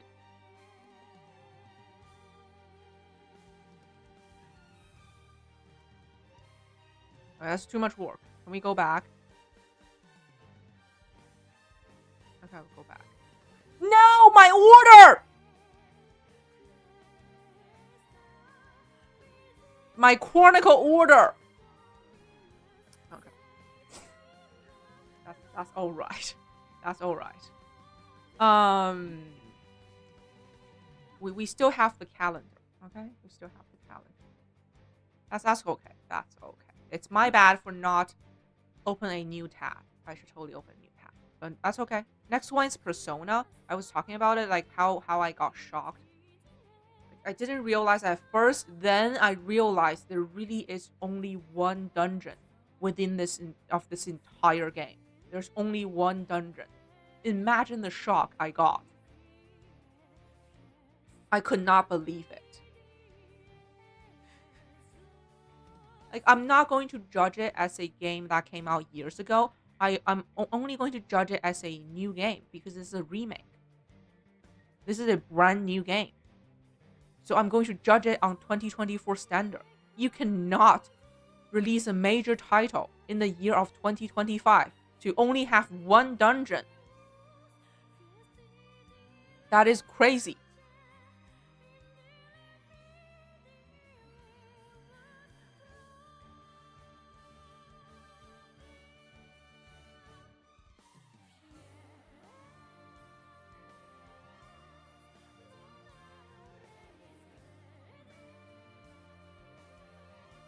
So for me, I completely cheesed through the dungeon. So for the half of the game is completely ignored by me. I just have the trainer turned on and one shot every enemy, just beeline through all the dungeons. Yeah, that's how I did the dungeon. So it's no longer a game. It's a visual novel. I turned the game into a visual novel. I only care about the social link, the story, that part of the game. Completely ignored combat. So I also completely ignored Persona because I don't even use them. And also, I'm not really into that system. Like, there are too many personas. How am I supposed to memorize them all?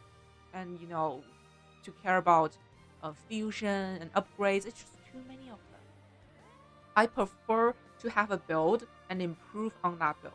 I don't want to cycle through different cards. Like, use this card for a while, then fuse it to make another card, then change it. I prefer the good old JRPG formula. Start with a class, improve on that class, and get OP in that class. I like that formula. Persona, maybe I need to play more.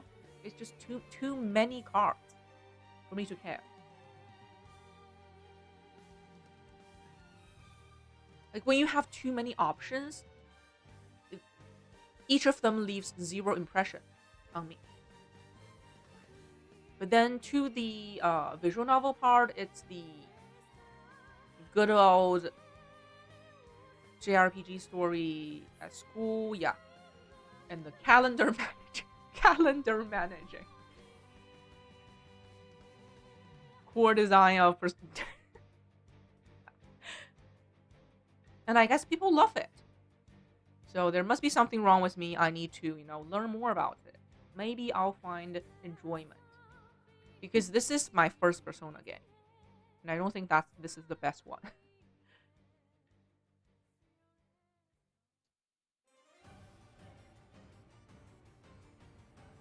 And also another huge problem is the DLC. Oh my god, that DLC. It's like the DLC hate the game. They took the worst part of the base game, which is the tower and the boring, requests, and made a DLC out of the worst things. Do they honestly think gamers like their game for that tower? There's no way.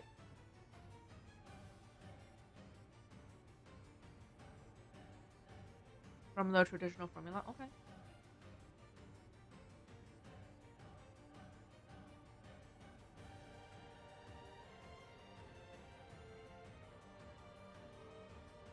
Yeah, it's like a fusion of deck building, but it's not deck building. You still only play your only card that you equipped with. Not really deck building, but you have so many choices, like deck building. Yeah, for me, the only good part are the social links. Everything else is just it's borderlining torture.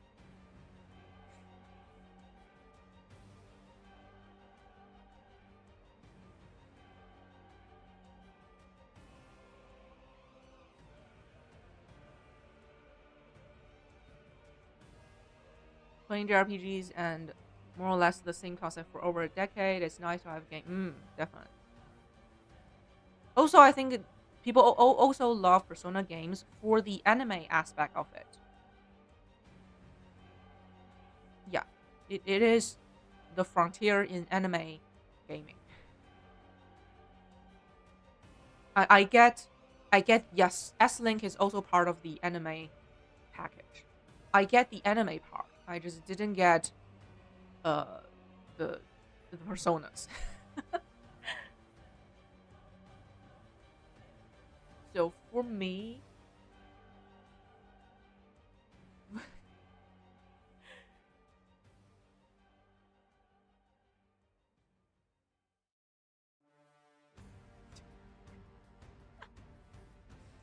um, I'm going to be honest. I've always been honest on my stream.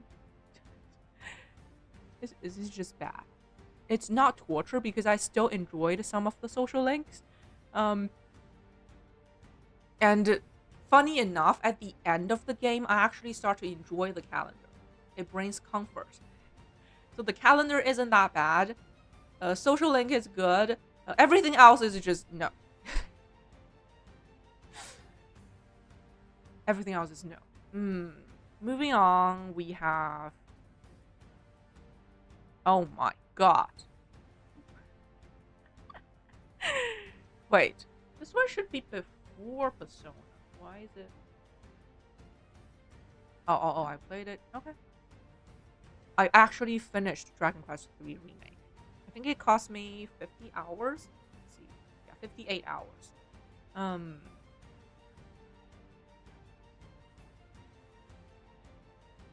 Before that, we also flushed Mafia.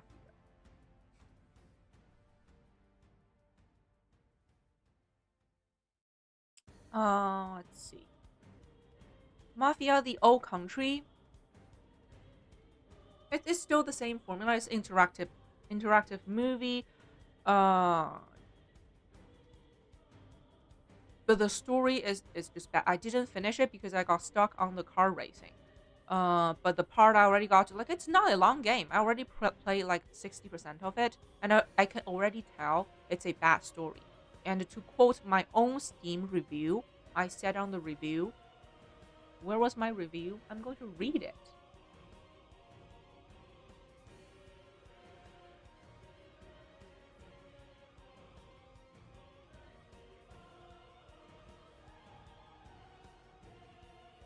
My review for Mafia the Old Country is I bought a ticket to see The Godfather and they screened Titanic.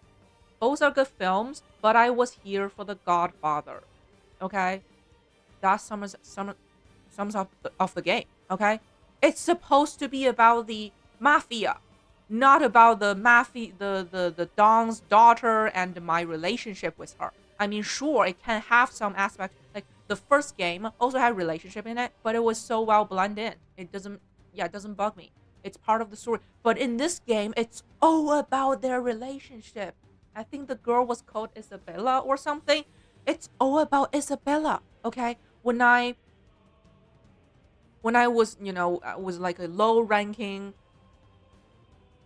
new guy joined the gang, and when I was building my relationship with my brothers who in the future might betray me or save me or I may save them, like things are going to happen between the brothers. And when we were bonding, building our relationship, it was all about Isabella. Okay, they went to a brothel. I didn't want to follow because I have Isabella in my heart. Oh my god. and there was another event like it was a clash between another gang, and for me it was all about, oh, I must save Isabella.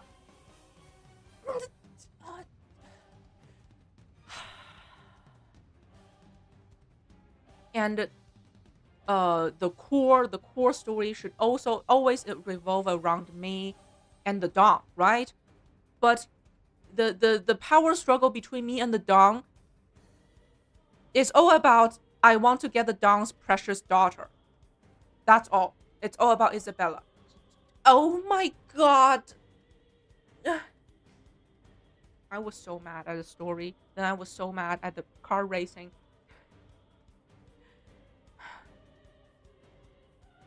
And it's crazy that in the latest update, latest patch of this game, they actually added more racing feature. It's like, what? Do you even know why people play your game? No one plays your game for car racing. They would go play other car games. They play your game to watch a movie.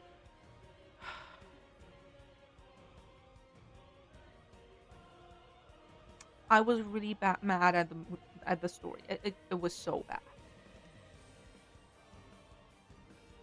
Yeah, in my opinion, this game also had an identity issue. They lost the idea what kind of game they were. It's not that hard. Just look at your title. It's called Mafia. But the game do have some nice part, like the graphics are amazing, the countryside of Italy, Sicily, the detailed life of the people they lived back, like the vineyard, the olive garden. Yeah, those are really well made. Really takes you back to life back then. Beautiful. I think it might boost tourism uh, to some extent. It made me want to travel. Yeah, that part is amazing, but other than that, yeah, no. I wouldn't say it's torture, but it's definitely bad. And also, they somehow added stealth into the game. Like, why? Why? Yeah, you have to do stealth levels to progress. Oh, it is bad. I wouldn't say it's torture. Yeah, it's not torture level. Okay, it's bad.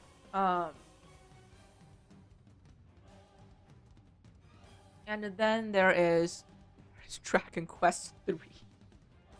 This is the second Dragon Quest game I played, and I already noticed the reused resources everywhere.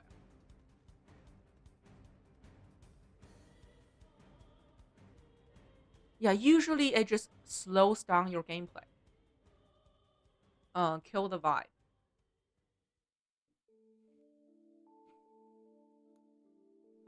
Dragon Quest 3. The second Dragon Quest game I played, and because I was still naive, because I came off from Dragon Quest 11, right? I'm still in my honeymoon phase with the IP. So I overlooked many flaws and actually finished the game because I still loved the IP back then. But yeah, that is not a good game. Not a good game. No. Same problem with reused resources, like same enemies, same items, same skills, same classes, uh, same songs. Everything is the same. And the story, there's no story in Dragon Quest 3. There's no story. It's all build up leading to Dragon Quest 1 and 2 remake. Like there was only one good moment at the end of the game, which is essentially a trailer to Dragon Quest 1 and 2 remake. The whole game is a trailer to this game. And it's just too bare bone. Okay, very bare bone. Nothing really exciting. It's the Dragon Quest combat. It's the same thing. Uh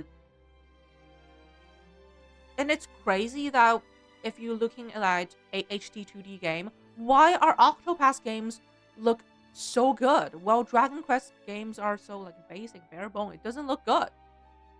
They're like on the same engine. They use the same engine, right? Yet they don't look the same. Yeah, it doesn't look good. Um, It's just boring. It's boring. But I still play through it because I still love Dragon Quest back then. I finished it. Boomer will still eat. Yeah, they will eat everything up, and they will cope no matter what. And another problem of Dragon Quest, they always have to ruin their game with their nonsense post game. They always overstay their welcome. Oh my god, the post game. I crashed out hard during the post game. Oh my god, it was so bad. It was so bad. Just artificially prolong the gameplay, reuse assets, force you to do like repetitive things, uh, unfair cheese fights. It's just oh my god, so bad. Um, so at the end of the game, I don't like the game, and the post game was torturous. That really just burns all my Dragon Quest passion away. And then in Dragon Quest 1 and 2, that's my last chance I gave Dragon Quest IP. Um yeah, this game I would say it's bad. It's bad. It's not completely torture. It's bad.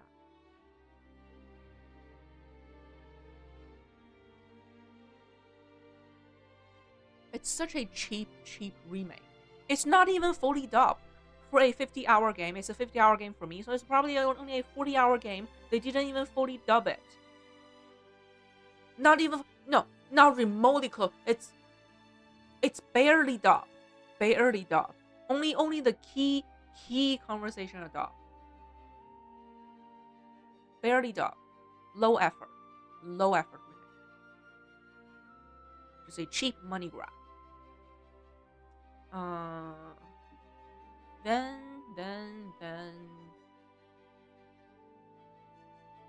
three Persona. Oh, then I played another indie JRPG, Sea of Stars.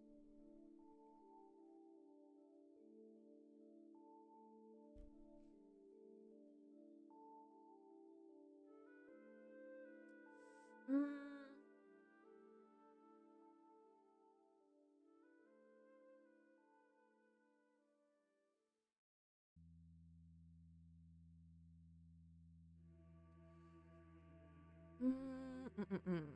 Where did it go? Let's see. This is actually a unique game. It uses the turn-based QTE formula and handled it way better than Expedition 33. But it's still boring. I just don't think QTE turn-based is a good mechanic. But this one did it better than Expedition 33. Um,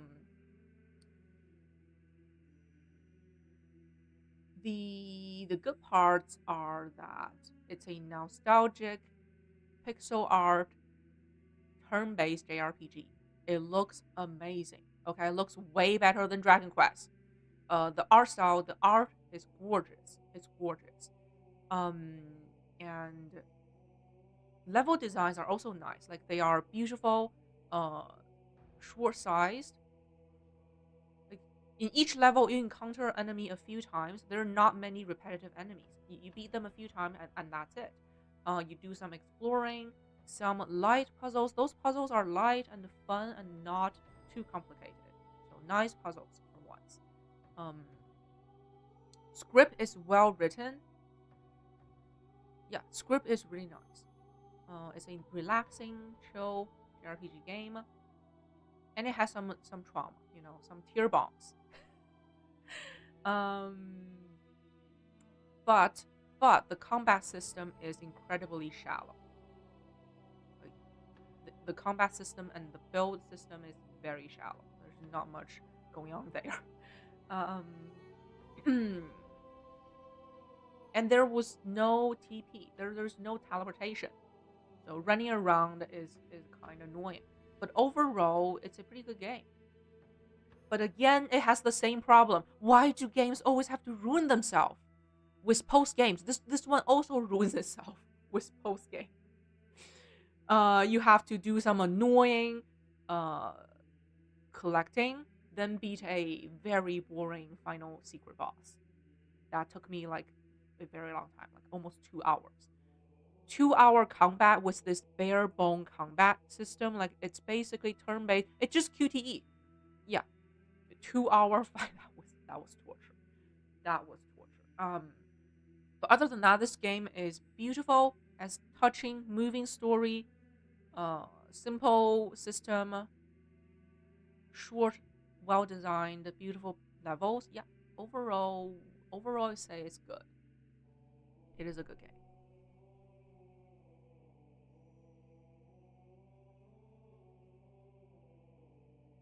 And it's an indie game. Okay, this indie pixel style turn based game is way better than Square Enix Dragon Quest III remake. Yeah, it is good. Go up, go up.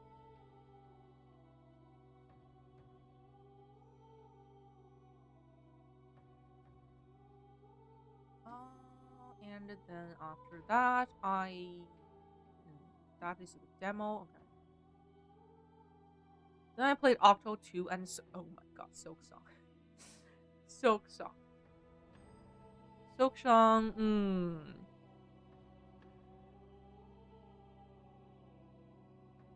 I'm just going to put it to good. Okay? It's not a game for me, too hard. At the end of the stream, I was like, I was either going to play this game with full on cheats or I would quit. And I don't think it's fair for my viewers to just watch me cheating through the entire game. It would be boring. That's why I quit. I still think it's a good game. Uh, the map exploring, I really love that. If only there were no enemies, that would be fun to explore the map. And the art style, I absolutely adore the art style, and it looks so good. Like the water area with the reflection and everything, it's so beautiful. The enemy designs, the character designs, it's so gorgeous, and it's so smooth. The action is so smooth. Even though I suck, the action itself is smooth. I just wish I was better. I wish I was better to enjoy it. Unfortunately, I couldn't. And cheating through the entire game is just unfair to the game and to my viewers and also to myself. Yeah, cheating through it won't be fun. Maybe I'll get better in the future and come back to it. That will be a better way to enjoy the game if I get better eventually. Oh my god, this is taking 2 hours. I thought I was going to finish this thing in 30 minutes, but it's taking too long. Let's speed things up. Because we still have Dispatch to play. After Silk Song, it is Octo 2 and it's unquestionably goated. Where is it? Yeah. It is the best Octopath game. It took everything from Octo 1 and improved it. The worst part of Octo 1 is the story, the characters. They improved that immensely in Octo 2. I like the stories. They like every traveler. They all left an impression in my mind. Music is improved, definitely improved. Like you have day theme and night theme. Yeah, more variations. Yeah, music is better. Graphics are also improved. Like the lighting and the shadow, there were more details. Yeah, huge step up from Octo 1. It's still the best graphics, better than Octo 0. Combat also slightly improved, added the out.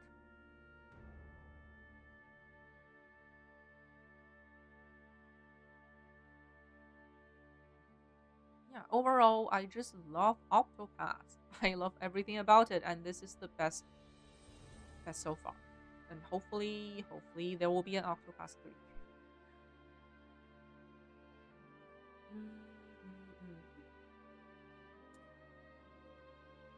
And Sai, you already joined me around this time from the Trails demo.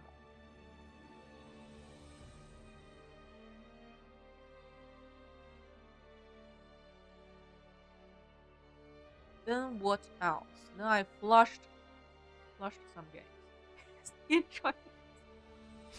That was funny.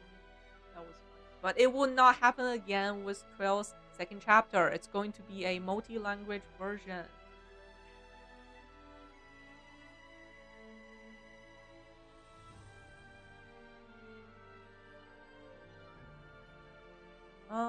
out of these, I think I'm only going to comment on Blueprints. That is here. I don't think that is not torture. Uh, that is not torture. It is trash. There's a difference. Yeah, it is trash. Because you just cannot have RNG puzzle. You cannot have RNG puzzle. We have way too many roguelike. We don't have to make every game a roguelike. Why can't we just have a normal game that is not a roguelike? Oh, hey, Nero, Happy New Year. Welcome. Happy New Year. How are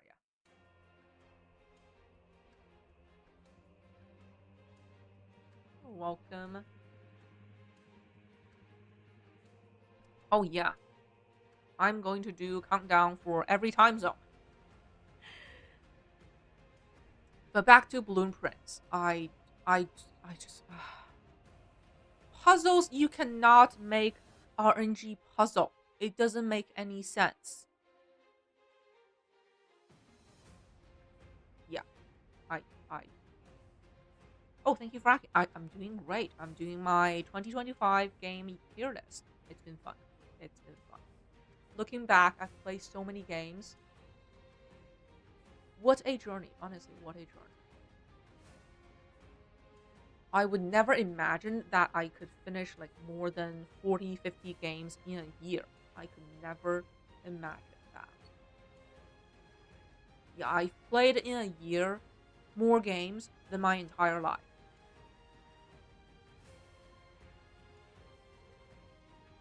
What a year. Alright, moving on.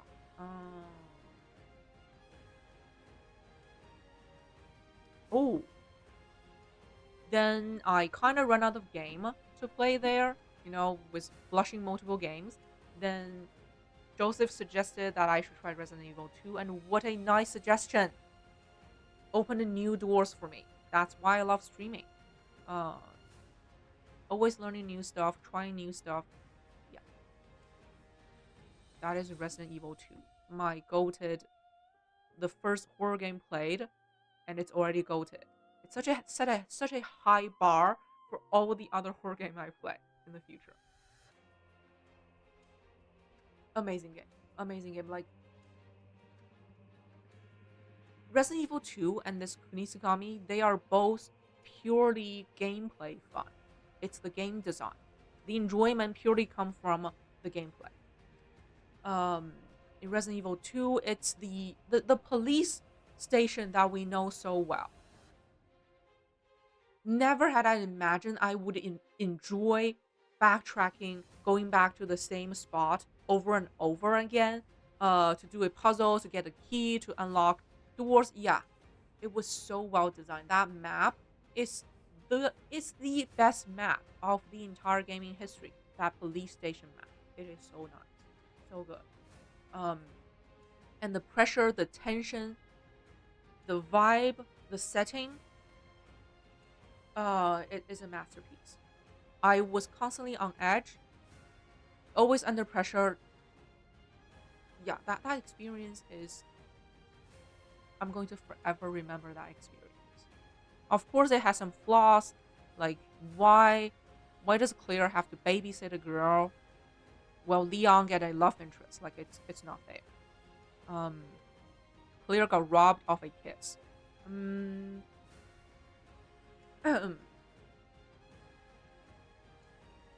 Also, the puzzle, like nobody cares about the puzzles. We just look for guys to get the code.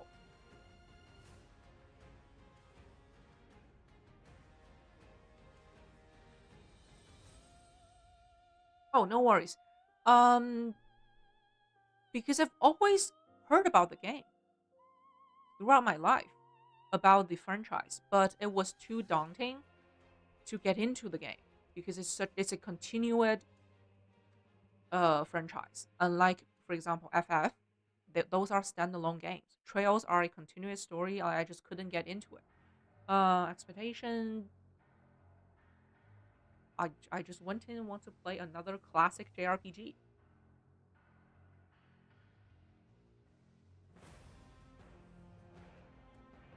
classic JRPG. I actually thought it would be turn-based. It turns out to be not completely turn-based, but still pretty much turn-based.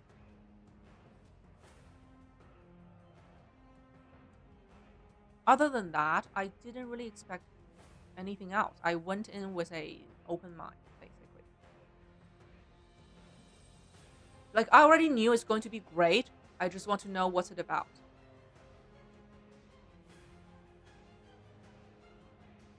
Yeah, it is still turn-based. It's like Persona turn-based with some quick battle options. Still turn-based. Yeah. Resident Evil 2 will forever be goated. That game, oh my god, what a masterpiece.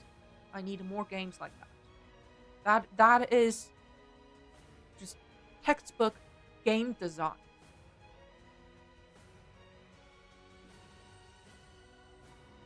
Then what is next? Nemo 2 demos trails. Then more flushing. More flushing happened. First is I don't know where to put baby steps. I had such high hopes. The channel had high hopes about this game because we played the demo together. It was hilarious. Um, it was philosophical, but then it turns out to be a streamer game, not necessarily what I wanted. So again, I went in with the wrong expectation. Mm, I wouldn't say it's bad. It's just meh. I still love the concept. It's just it made itself a streamer game.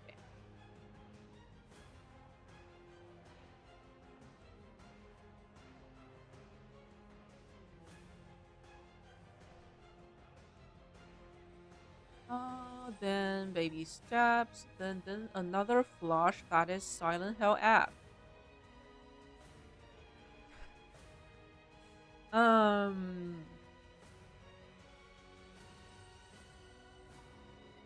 It's not torture. It's just bad.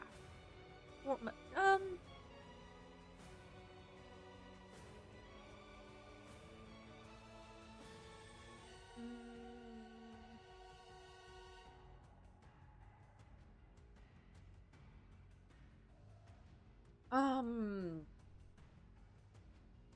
I just don't think psychological horror matches well with Souls-like combat, and the combat is bad. It's so clunky and janky. I remember even running around felt janky. Also, the game had horrible performance somehow. And the game lacks the horror vibe. There was no, yeah, it was not scary at all. For a horror game, I'm not scared. That's already bad. Um,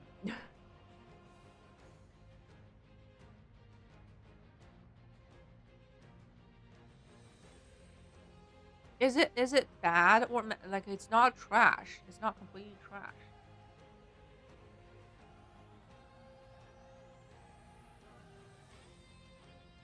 Mm, this weird can of worms. Hesitant to open. You never know what's inside. Different expectations out of, but at least it has to be scary, right? That's in the description. This one's not even scary.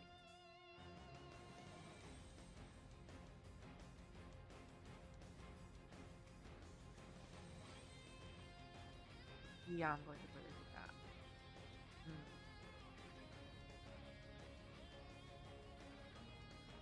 And I was not interested in the characters or the story. Like it's about narrative, and the characters doesn't speak to me. So it's failing on every aspect.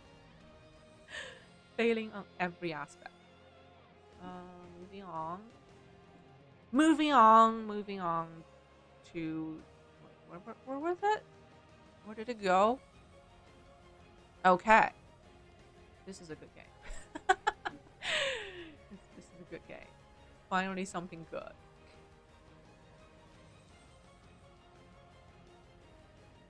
Oh yeah, I was getting motion sick, but also the combat was janky and it was not scary, and I was not interested in the story at all. If it was only frame rate, I would try to fix it, with settings, options, and everything. But yeah, the story, the combat, it's just bad on every aspect.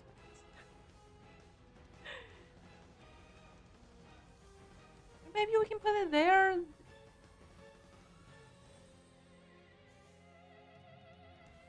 Put it there. It doesn't matter. Like it's similar, similar. But Trails is definitely goated. It is the remake of the year. This should be the standard for every JRPG remake. Oh my god, that's such a great game. Like compared to it did well, it did right on every aspect. Compared to this one that just failed in every aspect. And it's such a good, great entry point for new player like me to get into this great franchise with long history. I'm so happy they remade the game, and I was able to start my Trails journey. I was so happy to play this game. It just put a smile on my face. There are a few games here that puts a smile on my face. Octo 2 is a one. Trails is another one. So I have a type. I like JRPG. These two just put a smile on my face whenever I open the game. I don't even need to do anything. I just stand there in the city and it puts a smile on my face. I love that. Like the gameplay, the combat system is like a new twist on the good old formula. I love the combat system and the build system. It's different. It makes sense. Yeah, I love it. It's fun. It's fun to play. In early game, in late game, it's overall always fun. To the next game, I'm going to cry. I am going to cry. This ending. Also, it is the ending of the year. There's no other game that has a better ending than this game, okay? It is a perfect ending. I love the ending. um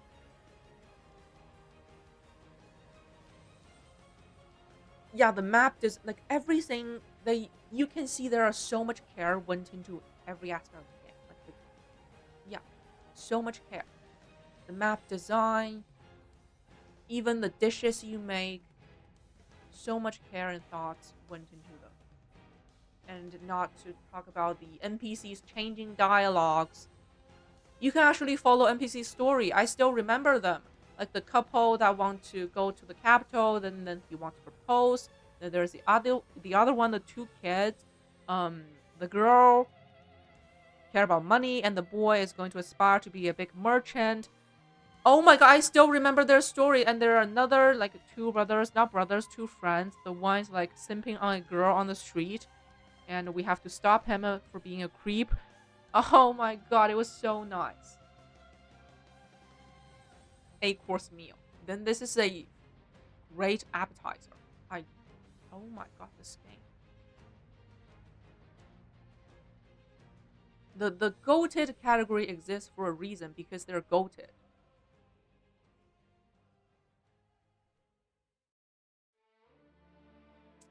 I'm thinking about I might lower this one. Like it's great, but is it goated like the others? Because it is a very small game.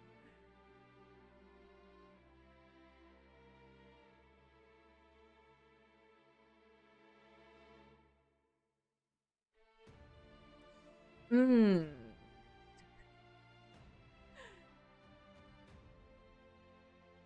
It is a very small. I don't think it's on the goated level.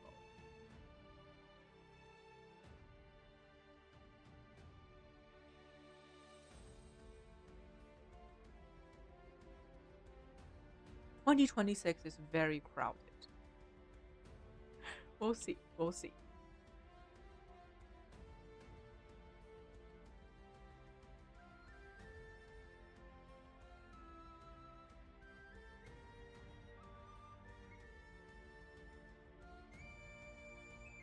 No, I'm actually going to put it here. Like it might be too much for this, you know, limited game. It's a great game. it's not goated. Everything else up there is it's goated. Yeah, yeah, I like this list. Yeah, I've praised Trails too much, like too many times. I run out of praising, but yeah, this is definitely goated.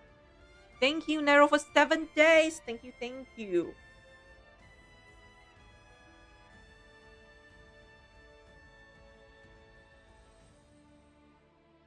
Goated, definitely goated Trails. Okay, moving on.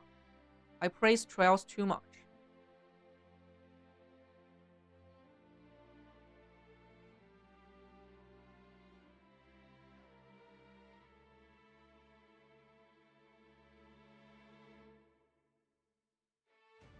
And then okay, based on finish time, and then it was Resident Evil 3.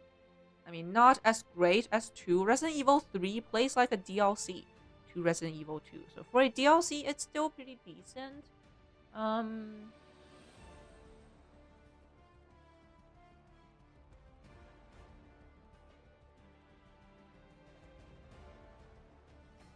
I would say it's pretty great. Great. Yeah, great. It's not a standalone game, but it's basically the same formula compared to Resident Evil 2. It's the same game. It's not as exciting as 2. And it's worth it to go back to the police station alone. And also, I would say one thing Resident Evil 3 did better than 2 was the perspective, the two perspective switch. Yeah, it plays better than 2. The changing perspective. And that is Resident Evil 3. Moving on. I play this game briefly, like it's a short game, cozy short game. There's nothing much to it. Donut count.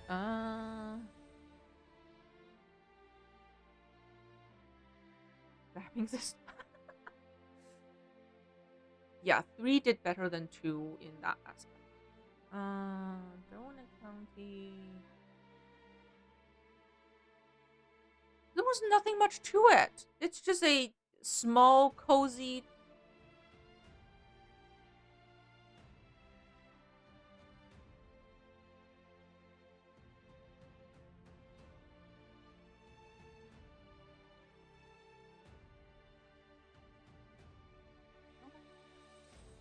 It's all right.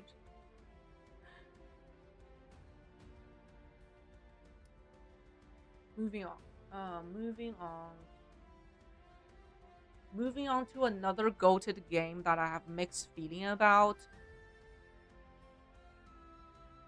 Because this is a lazy remake, but the game itself is goated. Very mixed feeling. But yeah, I love FFT. It broke me mentally for a few times. We can see that from the calendar. Okay, we start FFT here. I had to took a break. Had to took a break again. No, that's when I beat it, right? No? When did I finish it?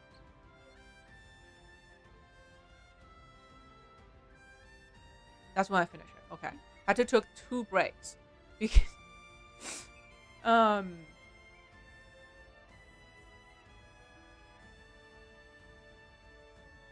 sometimes you're talking about Donut County, right? Yeah, there's nothing wrong with it. It's just a tiny small game. This is not a flaw. I already knew Call of Duty is not my game. I was just curious. I want to see the hype, and that was a fun experience. You know, Joseph was carrying me throughout the game, and yeah, that definitely opened a new door for me. It's just not a door that I want to enter, but I was excited to see what other people are playing. That was eye opening, and I saw human potential in Joseph. Like, yeah, he doesn't seem like a human.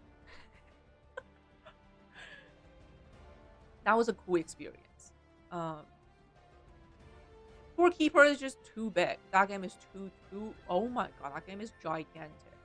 Cocoon is just boring. Boring. Okay, boring. Oh, these two are okay.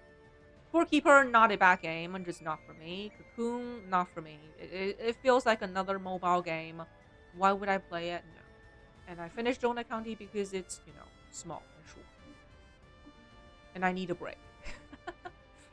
But yeah, FFT, I absolutely love the game. I love Arithmetician. I love the nerd. I love the build. The yeah, the fact that you can let your imagination run wild and create your crazy teams. That alone, I don't think any other tactical games offers that kind of freedom. Of course, it has its own limitation, but it's way more freedom than the average tactical game. Um, the classes are very fun to play around, and everyone has their own unique playstyle. And you can try to cheese around it. Yeah, this game has immense replayability.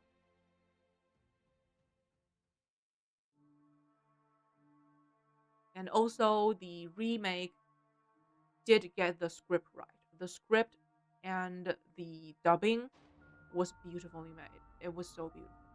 Um, and the OG story is the best JRPG story. Like out of all these JRPGs I played, like some of them barely had any story. Some of them are just cliches. This one had a real story. It's basically Game of Thrones, and I love the ending. I really love the ending. I love the ending where the dumb fake princess did the thing. Yeah.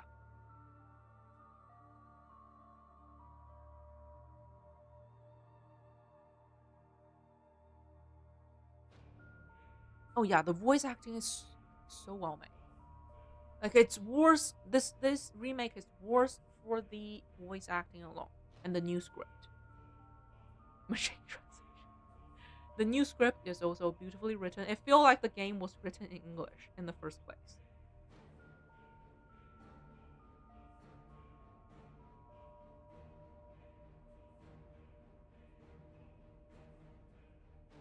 Yeah, it was a fun time. It was a trying time. It was a game that really challenged me, but I love it for that.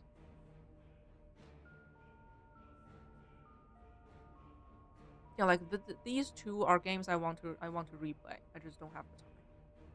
I definitely want to replay everything here. Like this, I already replayed this one so much. This one has a long post game. I want to replay the Altars. I already replayed Kuniskami, Octopath 2, maybe like Resident Evil, definitely. And these two, yeah, I still want to replay them. Everything on the goated category, I want to replay them. Then moving on after that, yes, we played a cozy chill game after this. Yeah, after FFT. I need to relax.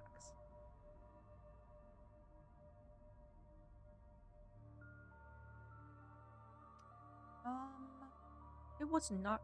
It was good. I think it's better than good, but not as. It's good. Okay, it's good. Um, it's like a weird, bizarre dream, and the narrative, the use of camera and music, was really nice. It's like a mime animated film. Really, really nice experience. But I wouldn't recommend paying for the game. Just play it on Game Pass because there's no replayability. You play it once. It's like watching a movie. But the movie, it's a very well made mime animated movie. I like it. I had a fun time. And it was the therapy I need after FFT.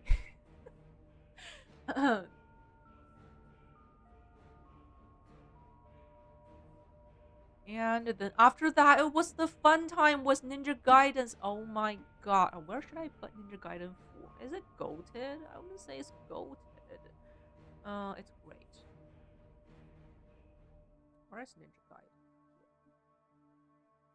That's definitely great. These two action games I played, they are both not my type of game, and I both enjoy them immensely. which teaches me don't hold prejudice against games. Try them yourself. You might enjoy them. I thought this would be too hard. I thought this would be. I don't even know what Doom is. I just didn't think it's for me because look at this art. It is made for male boomers, not me. But these are both very fun games, and everyone can enjoy them with the difficulty options they offer. It's just stress relieving, fun, exhilarating, fast paced, purely fun games. Yeah, they really shouldn't limit themselves to to their limited audience. They should promote their game more. This is definitely for everyone to play Ninja Gaiden 4, as long as you don't hate blood. Inconsistent.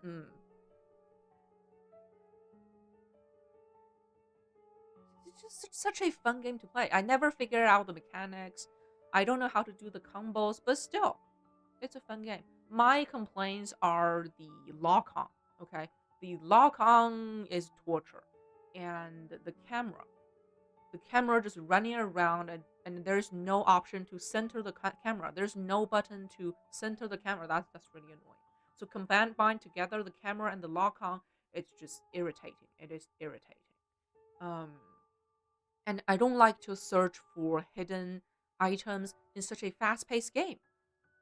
Like there are so many missable content, so many collectibles hidden in such a fast-paced game. It doesn't work. It doesn't make sense. But those are just minor complaints. Um.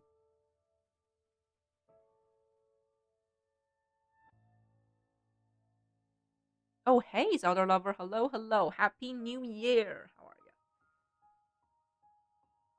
And also, the story is just horrible. It like why would you write a story like that? Like you want to introduce a younger, a new protagonist, sure, but do you have to trash on the OG? Why do you have to do that? Like in the game, all the majority of enemies we are beating were basically from a Hayabusa clan. Those are the good guys. Why are we killing the good guys? Huh? You don't need to step on the OG to, bring a new character in. I really don't like that. That part I really don't like. But it's an action game. I can just completely ignore the story. So ignore the story. The action itself is so much fun.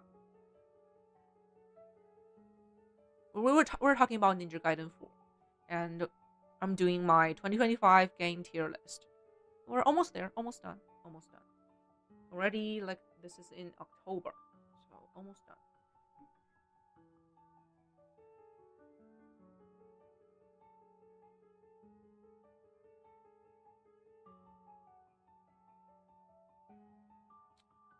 The next one is Ninja Gaiden 2 Black. I play them back to back.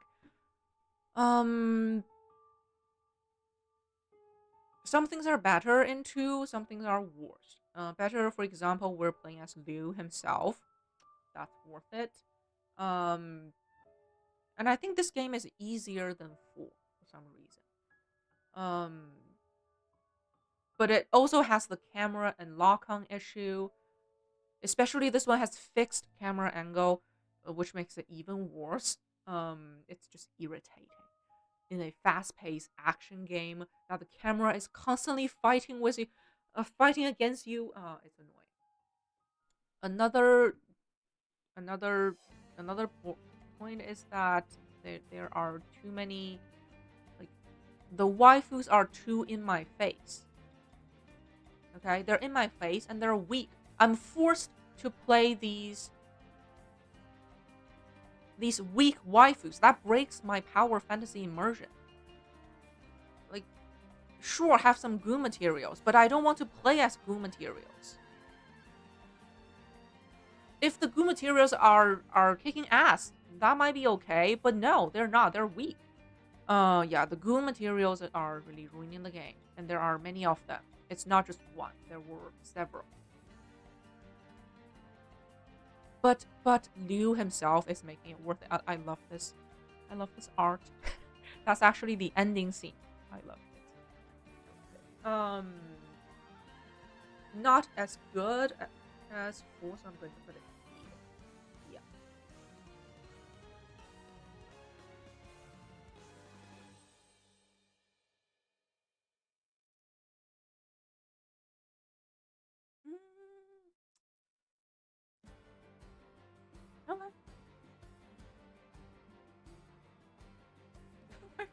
always in my face. They were always in my face. Like when I was enjoying my exhilarating combat, I have to go and play a wife. No, no, I don't want that. Moving on from that is. Oh, I played the Mortuary Assistant, courtesy to Sniffle. Thank you for the game. This was recommended for the Halloween. It was a fun experience.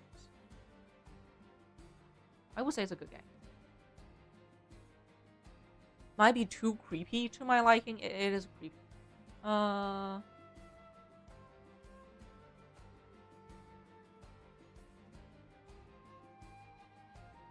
Yeah, it's mostly the fixed camera. It was really annoying. Like fighting against the camera constantly. Yeah, I was fighting against the camera. Other than enemies, it's the camera. The fixed and oh my god, that was so annoying. Then it's the goo materials in my face. Too much. Too much.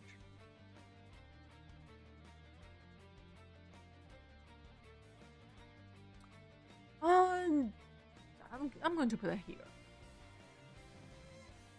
I mean, it does what it offers. It's a horror game. It's just too repetitive. Like you have to, like that's part of the game. It is part of the game. You are doing a repetitive job. It's just in terms of gameplay, it's not that fun. But the vibe is definitely there. So compared to Silent Hill F, this one delivers the vibe, but lacks in gameplay. But it's a small budget, tiny game. I can understand it. Yeah. Like it's here with Monster Hunter. That's already praising it.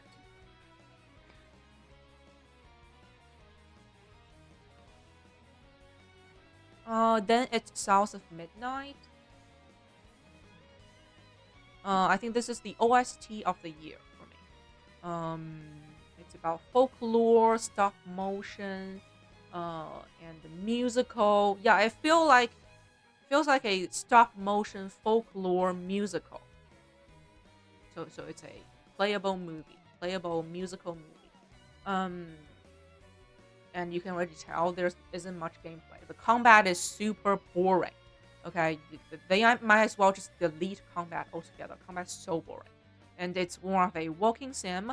There was some parkour in it. It was alright. It's a smooth experience. It's not too long, and there was some light puzzle and collecting. Overall, I would say it's a good game. Yeah, not great. Not there. Not there yet.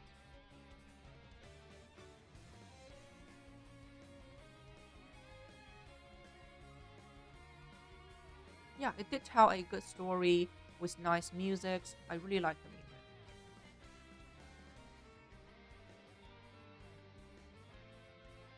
It's been a while. Pretty weird. Yeah, I really like the music. I don't mind playing a game like this once in a while, just to chill. Between major JRPGs, play a game like this to chill. Then we have, oh my god. Okay, that one we'll talk about later. Then we flushed two games. Dragon Quest 1 to make. I'm going to immediately put it here. Yeah, trash. It is absolutely trash.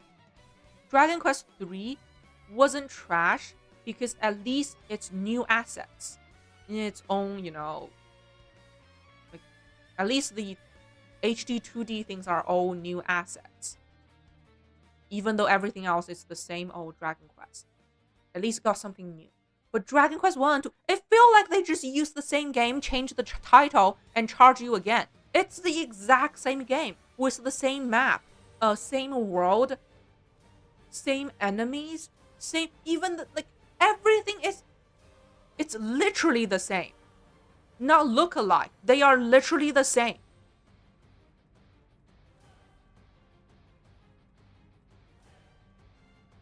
They're just selling the same game again.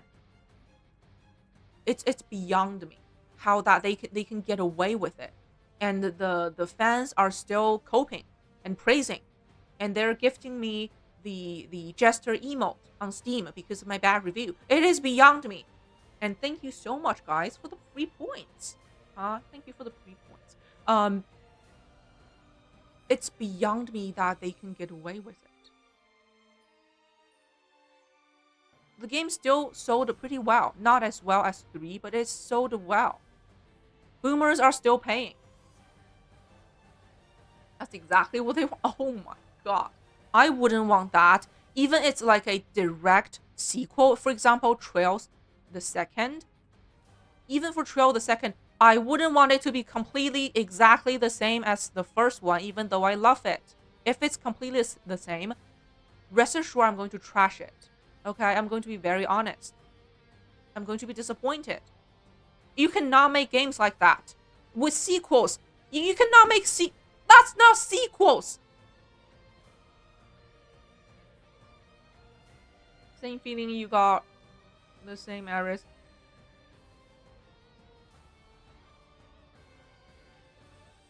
But that's not the same! In Octo Zero, like, I complain about the reuse of assets in Octo Zero, but it's still different. In Octo Zero, you have new things. I don't know. This just feels like too cheap, too lazy. Such a money grab. It's just... It doesn't respect player at all. Like, they just think players are fools.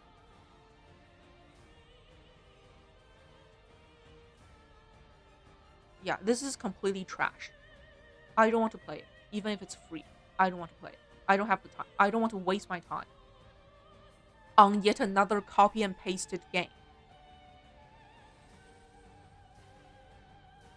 I don't even care if it has a different story or whatever. You cannot just copy a game and sell it twice. Like, everything is exact. Like, they just took the same thing. Exact same thing. Like, even for Octo Zero, the same town, they still had to rebuild it in Octo Zero.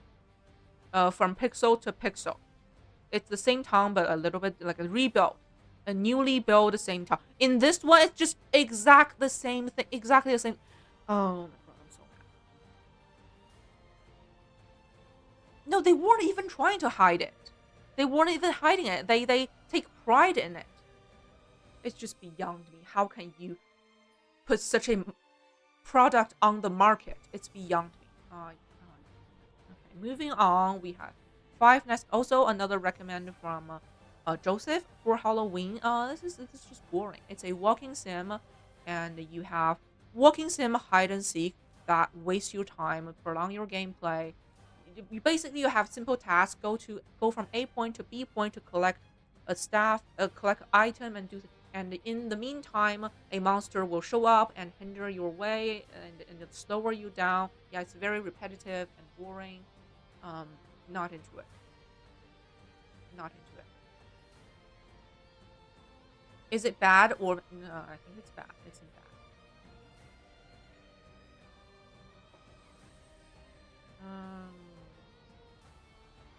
Yeah.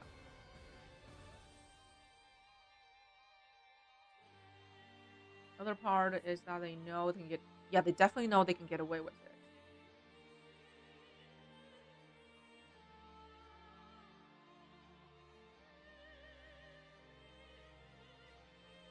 Like, if it's the same thing, why not make it a single game? Just put everything in a single game. They're not huge games. These are short games. They bloated the game. They inflated the game with fillers. Now they're 50 hours games. They can completely just do a 1, 2, 3 and make a 50-hour game. That would be perfect. Without newly added fillers, just keep the authentic, the original feel the fans love so much. Yeah, make it into one game. That's perfect. Everything is happening within the same world. Yeah. You don't even need to add the fillers. I hate the fillers anyway. Then another nice game we play. There are ups and downs throughout the year. There are always bad games, and there are delights. Okay, delights that makes me happy that I'm alive to experience them. The one here is, yeah, I'm gonna put it there. It is not goated for the similar reason was the case of Golden Idol. It's just such a limited small game. I don't think it fits the bill of being goated. But yeah, for what it is, this game is amazing. Such a novel idea and well executed. A small and beautiful game. Deck building in manga style, and it matches matches the the style of the original manga. And there are so many Easter eggs that will make you smile. And the game itself is fun to play. The puzzles had me scratching my head hard. It was so much fun. And I'm so happy I figured them out. Like it took me an entire stream, an entire day to figure them out. It was so much fun. Like I can feel like my brain was burning. Yeah. I loved it. And it's only like how much was it? $8? Yeah. Such a steal for the money. Yeah. Highly recommend. Everything above great is highly recommend.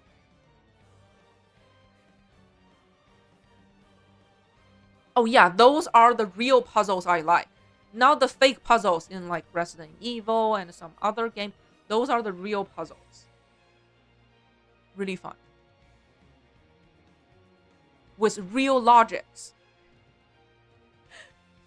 And the character designs, their abilities actually matches their character in the manga. Like Hikari is the easiest to use because he's OP.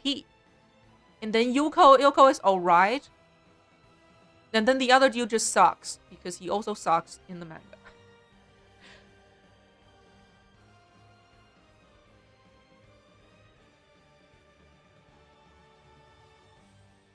I just love this game. Such a surprise find. And it's made by one person with some outsource. Yeah, mostly by one person. And we checked about his other games on stream. He has some nice, interesting ideas in games. Yeah. I'm going to, keep an eye on this developer and try their new games. It makes you think kind of showy. Yeah. It actually makes sense. It's such a good game. Try it out. There's a free demo. And the demo basically covers the entire playthrough. So the whole game is free for you to try out. All you are paying are the extra puzzles. So try the game if you enjoy it. If you want to try more puzzles, pay for it. If not, you didn't lose anything. The basic playthrough is included, all included in the demo. They're so generous.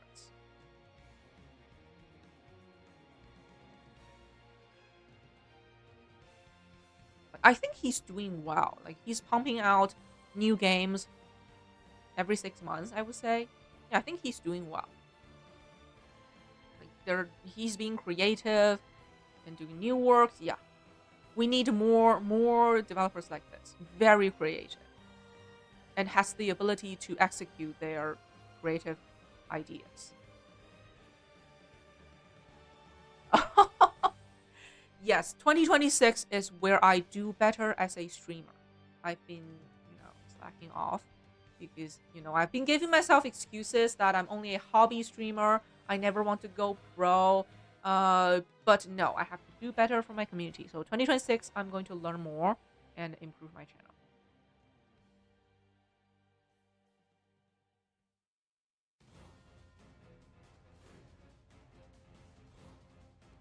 Oh, definitely. I want him to do well. Whatever he makes next, I'm interested. Whether he make another small game or, start a big project, I am here. I'm waiting. Okay, moving on.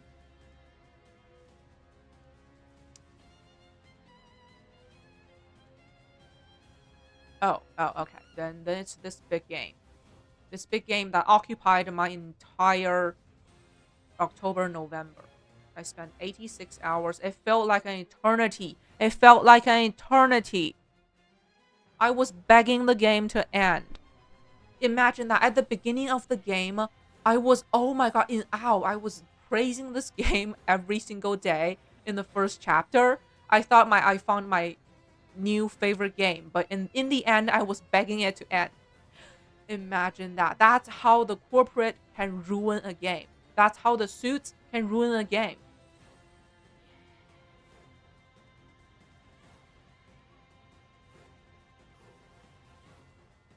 Oh, definitely. I have to first think about something.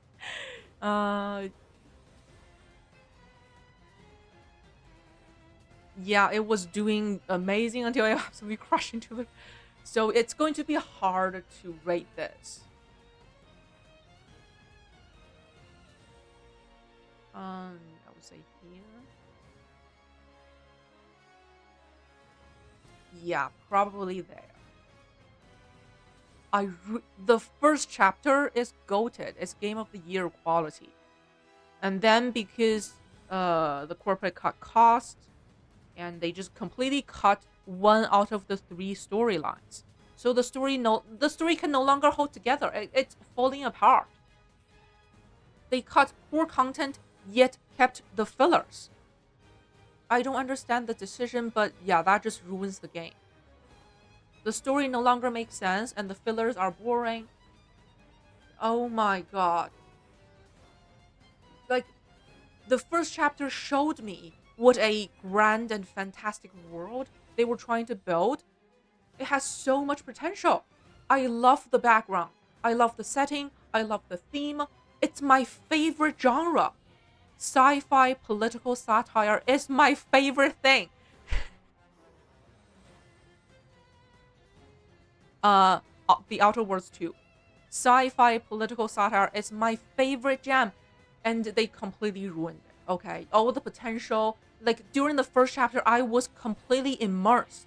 Okay, completely immersed. I was so passionate. I read every single word. I listened to all the conversations, read most of the readings. I contemplate deeply on all my choices and decisions. I remember until today. I remember every NPC, like their motive, their background, their reasoning, uh, and through every choices, I was deciding all the turning point in the story. I was deciding where it's going. It was like a perfect experience. The first chapter, okay, it was the CRPG I wanted to play. You're playing about, yeah, like they cut costs and made it to okay game. It was okay. This was an okay game. Yeah, okay.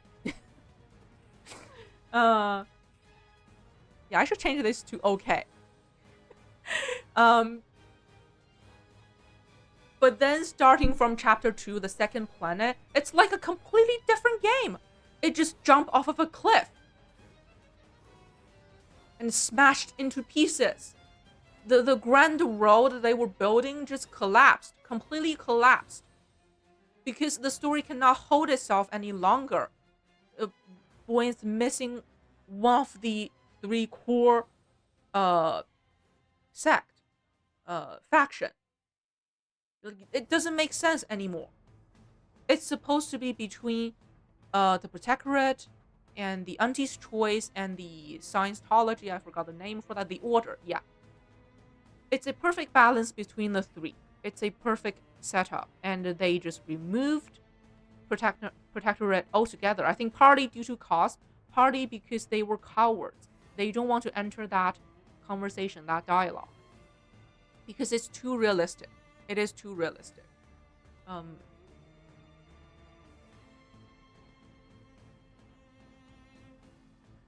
didn't really learn anything from the first game. Jump off of a cliff. Yeah, I jump off a cliff, definitely. Uh, yeah, they need to give writers more power. Like yeah, less suits, more writers in power. Like I can tell the writers, they have good writers, but they don't have power. They don't decide where the story is going. You can tell they're good, like they write witty lines, but witty lines are not enough to make a story great. Yeah, the individual script, the dialogues, they are so well written, but the story just fell apart because writers have no control over this project. They have no control. Yeah, they just cut a third of the content, and put in fillers. I don't understand. Why not just remove the fillers and keep the core content? Hmm.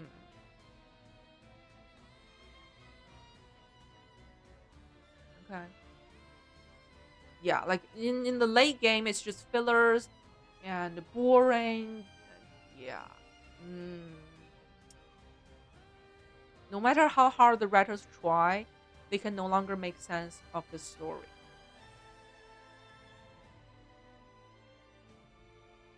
And oh, thank you for the count, Elder Lover.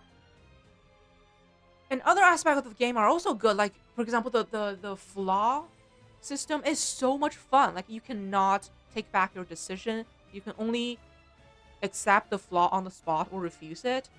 That adds like another layer to your build. It's so much fun. The build system is very well designed. Like throughout the game, it's well designed. The build system is nice. The weapons are interesting. I'm just not into guns, so not really for me. But it is still. There are many options for you to pick. You can play melee. You can play like sniper or like a smaller gun. Yeah, or other gimmick weapons. There are many choices. The weapon system, the build system, and combat are well made. But this game is not. That is not the most crucial part of the game. It is a CRPG. Combat is important, but not that important. Um, but the combat is well made. The build, like you only have 30 levels and you only have limited points to use. Yeah, that is a really nice design. The build system, I like it. But unfortunately, the game just fell apart. This is my pity of the year. Pity of the year. It Yeah, it could be such a great game, and it could be the perfect game for me. I really love the concept. Ah, it's the pity of the year for me.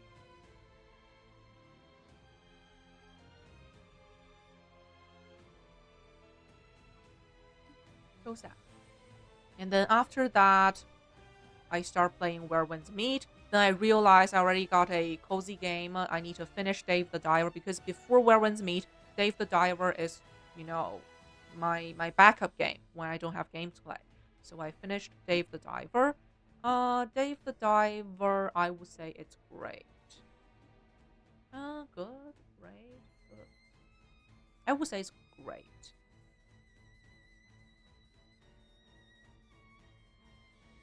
Yes, someday. That sounds like a perfect game for me. Like what the Outer Worlds 2 couldn't deliver.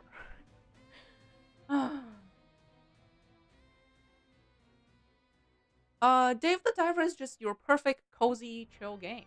It has so many mini games, so many content. You're constantly getting new stuff, like new area to unlock, new fish to catch, new weapon to build, new mini game, new functions, like constantly new stuff. And when you're getting bored and kind of a bit tired of all that, it ends. So it's a perfect size game. I love that about games. When they don't overstay their welcomes, it knows where to end. Like you're welcome to continue to play. Obviously, there are more things, post game content, tons of it. Uh, but that's a perfect place to end it for me. Yeah, that is a really nice cozy game. I like it.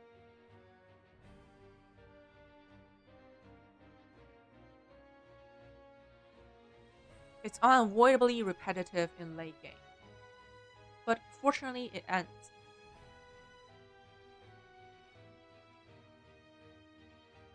And it's a game that you can pick up and put down at any time.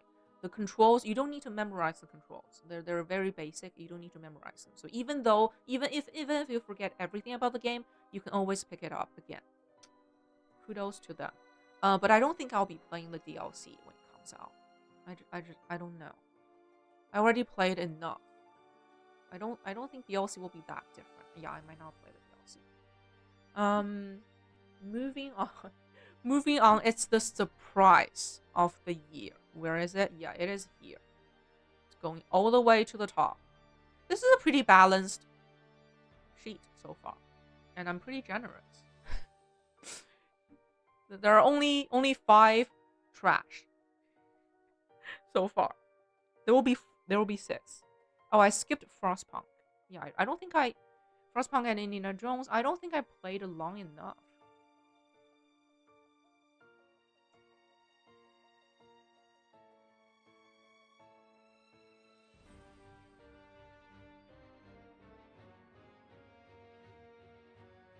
Mm, yeah, I don't think I played long enough to form an opinion with these.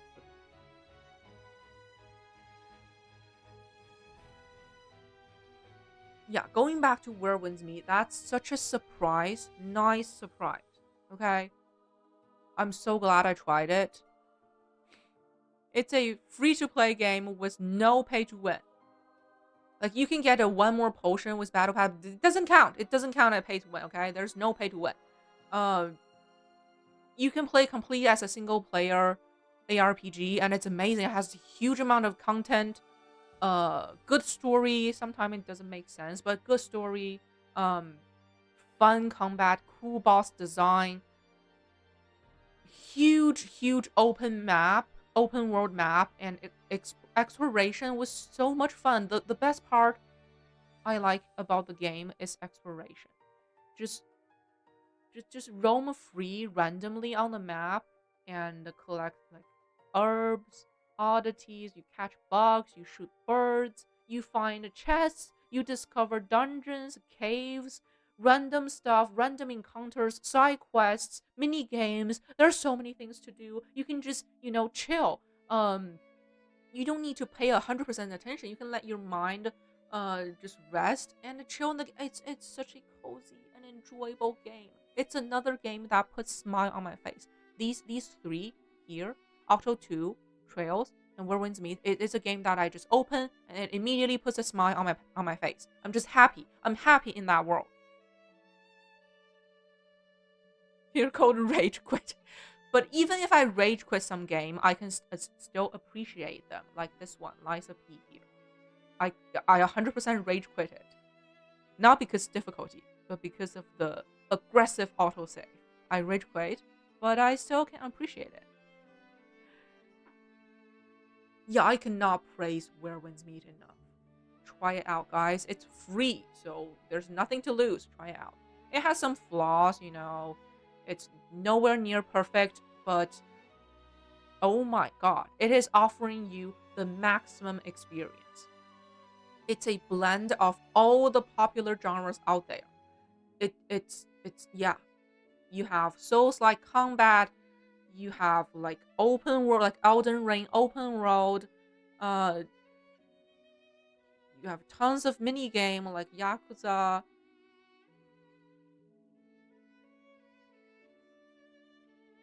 Then you have gacha if you're into that, or you can completely ignore it. You have guild and PvP if you like MMO content. There are raids with MMO. Those fights are tough. I haven't beaten a single one. They're so hard. Um, yeah, it offers the maximum experience. It wants to give you every game, yeah, every game ever existed combined into a one game. So you can imagine there will be some flaws when you try to offer too much, but it also shows how much gamers are willing to overlook when the game is fun to play. But please fix your server, fix your bugs, dear devs. Fix your bugs. And I've played long enough, I'm already used to the interface. The UI, the menus, they no longer bug me. I'm used to them. Yeah, this is my surprise of the year. A pleasant surprise of the year. And my obsession of the year. I still log in every day after stream to claim my daily, daily rewards. I'm becoming an MMO player. Like what Monster Hunter Wilds couldn't do to me, Where Winds Meet succeed.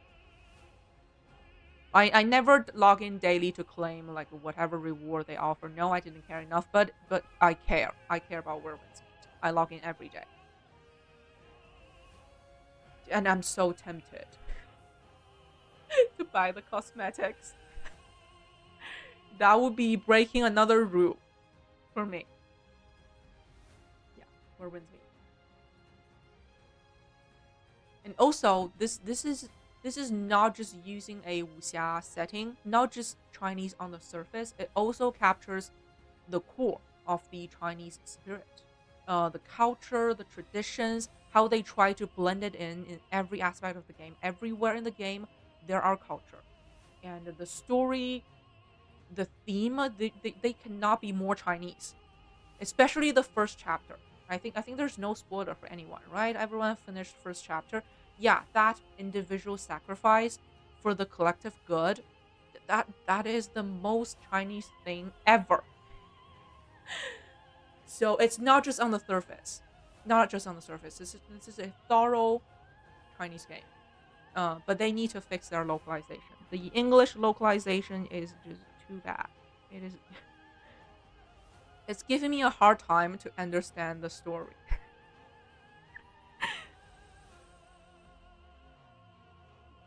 But yeah, try the game.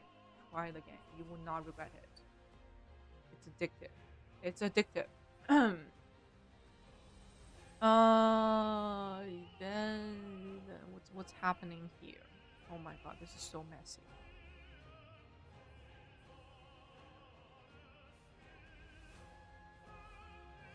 Very messy. Okay, I played Resident Evil 4 for my 24-hour stream to celebrating my 1 year anniversary. Yes. And don't hate me on this. Please don't hate me on this. It's constantly going down. 2 is goated, 3 is great, 4 is alright. Okay, I didn't love the game. I like it. I did not love it. It's alright. Don't hate me on that. It really is the most action heavy Resident Evil game. In my opinion, it lost the original feeling of Resident Evil. Like, it's completely different from 2. Like, there was no pressure, there was no tension, there was no, the survival horror aspect is completely lost on me because Leon being Leon, he's too hot and too OP. Throughout my entire playthrough, I was never scared. He's too reliable.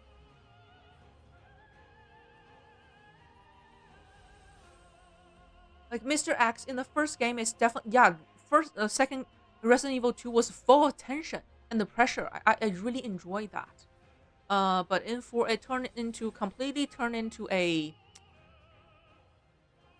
pop action thriller. Yeah. Not saying it's a bad game, not at all. It's still a good game in that sense. It's just not what I'm looking for from this IP. It's still a good game, just too action heavy. Also, I hate Ashley. Oh my god, do I hate Ashley? It's a good game, but it really isn't a Resident Evil game anymore. Yeah, like in my mind, it's not a Resident Evil game. Even though Resident Evil 3 was short, it's like a DLC to 2, it's still the same feeling. Very authentic. Before just it's not Resident Evil, but I love Leon. Okay, Leon was beautiful. Leon was beautiful. I was playing the game for Leon and Leon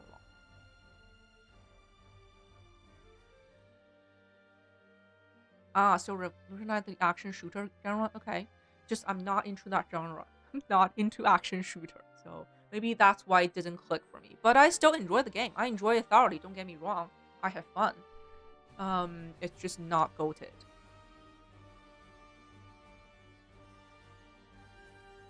Oh, I definitely had fun.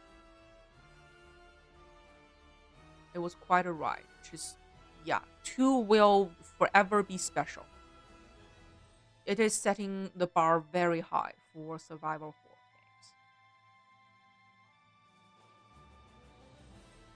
games. And moving on, we played another short game. Yeah, this is becoming messy because I'm playing Where Winds Meet like on and off, so it's really messy. I played a short game called Still Wakes the Deep. It's a walking sim, open sea horror game. I had some motion sickness going on, but the narrative was pretty cool, very immersive, and the right lens. The vibe is there, nice graphics. The dubbing was so authentic. It was Scottish. Yeah, dubbing was great. But the problem is, if you are looking at it as a movie, the story is too cliche. If you're looking at it as a movie, the gameplay is too repetitive and boring. So that's its problem. And also the control is awkward. And I'm constantly lost. The game just boils down to where is the yellow paint. I was constantly looking for where is the yellow paint. I was just looking for yellow paint the entire game. That part is boring, but the narrative was still like it was immersive.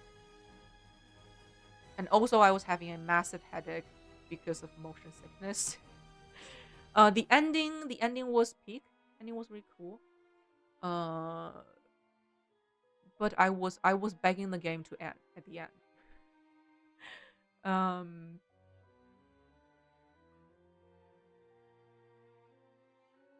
I would say it's meh. For me personally, like partly because motion sickness, partly because of the awkward controls and constantly getting lost. I just don't like getting lost in games.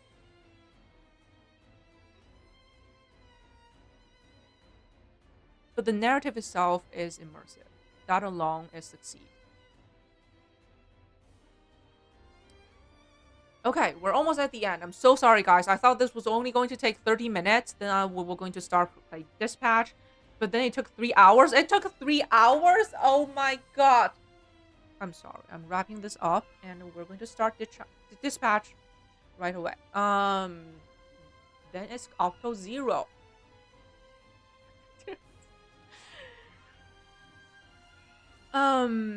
Octo Zero is going to be between great and good. I don't know where to put it.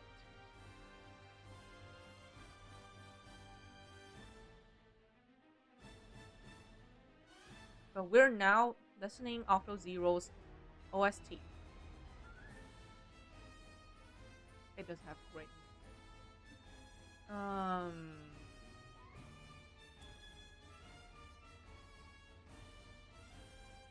Octo Zero.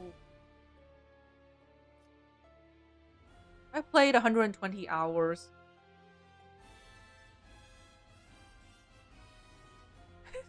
Yeah, it's been 3 hours. I cannot believe it. I mean, obviously the graphics were not as good as Octo 2, which was the peak. Okay, I think it's in between of 1 and 2.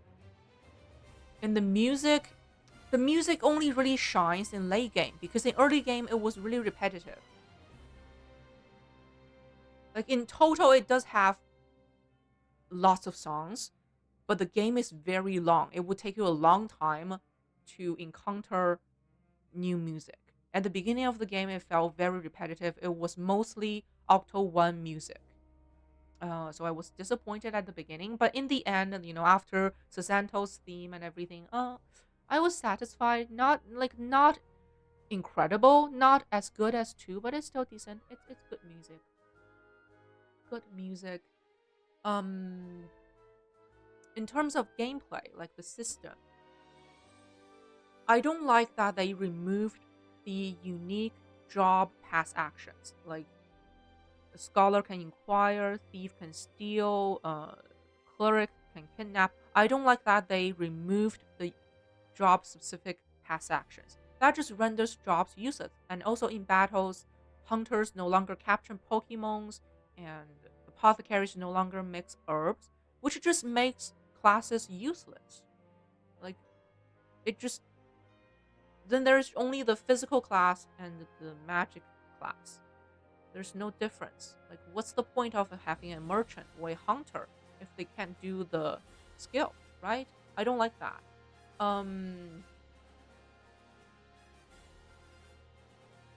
But on the other hand, the front row and back row system, it was really fun. I love it. I hope they keep that in Octo 3. I don't know if they will keep that.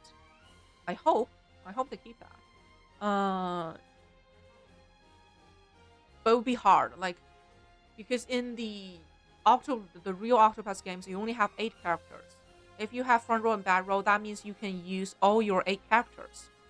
But I think the designers want you to decide which character you want to build. Like, some of them are not going to get experience. That's by design. That's part of the JRPG team building, to have some characters not getting experience. So if they want the front row, back row system in Octo 3, I don't know how they handle it. They obviously don't want you to have all 8 travelers in battle. But this front row, back row system is so fun. It's so fun. I love it. I absolutely love it. Oh, hey, Matt Fusion. Welcome and Happy New Year. How are you? Welcome to my tier list.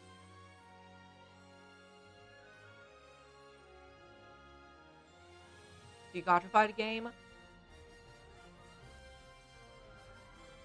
There's sexual. No spoilers, no spoilers. We're getting started. Oh, we can play it together, Joseph. I'm getting started too. Like, there's only a few games to go. After this, I'm going to play Dispatch. This is my game tier list. All the games, not all the games I played. All the games that has left an impression. I played long enough in the year of 2025. I'm ranking them. But yeah, where am I putting Octo Zero? Yeah, that's the good and bad about the system. Story-wise, it's not that good because we're playing as a shallow avatar. We're playing as a cameraman. It's never about me. Like, there's no traveler. Like, with Octo 1 and 2, you always play as one of the character. You play their story. But in this one, we're just bystander. We're a cameraman recording other story. And we are mute. We're completely mute. We don't speak. I don't like that. Yeah, it's supposed to take 30 minutes, but it's been 3 hours. I'm still going. Oh my god. I've been talking so much. Well, thank you guys for bearing with me. Thank you so much. It's almost over. I promise it's almost over. And it has a big twist at the end that just absolutely made me mad. I don't know how it worked in the gacha game because you cannot tell me my waifu, my 6-star waifu that I spend hundreds of dollars in is my sister. You cannot do that in a gacha game. Like, you cannot tell me my $600 waifu is my sister.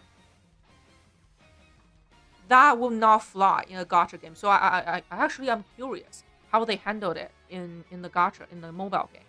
But yeah, that twist just ruined everything for me. Oh my god. Oh yeah, like, some games are not made for me, but I can still appreciate them. Namely, Liza P, Wuchang Fallen Feathers, and Hollow Knight Silk Song. They are not for me, but I can appreciate them.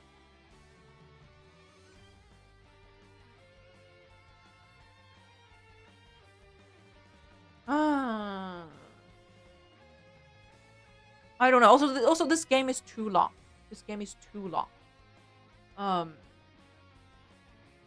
And all the mother characters, every single mother in this game is problematic. I can think of 3. They're all problematic. I don't know why. Do the writer have mommy issues? Oh yeah. That's my least favorite game of the year. Imagine that. I'm going to put a good grade. I can talk more. I can definitely talk more. 20 more minutes about this. I'm going to cut it short.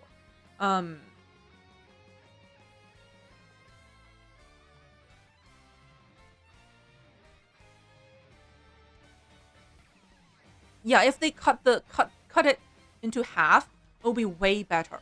It's still, I personally, I still enjoy it immensely because this is my type. This is perfectly my type of game. I enjoy it, but I wouldn't recommend it to, randoms. I enjoy it because I am the targeted audience.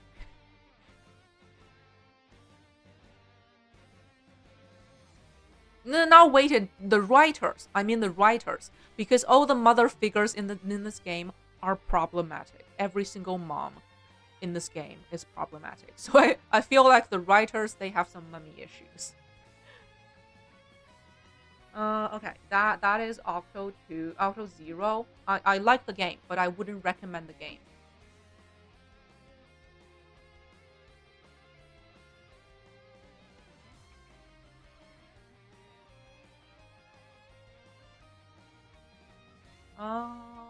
Next up. Okay. We have another game that's not made for me, and I also do not appreciate them. Yeah. We talked about it yesterday, so I'm going to skip it. This is just like even Nintendo themselves knows this game would be a failure before they launched it. Okay? But I like it's unbalanced, but I really like the front row back row system. I like it a lot.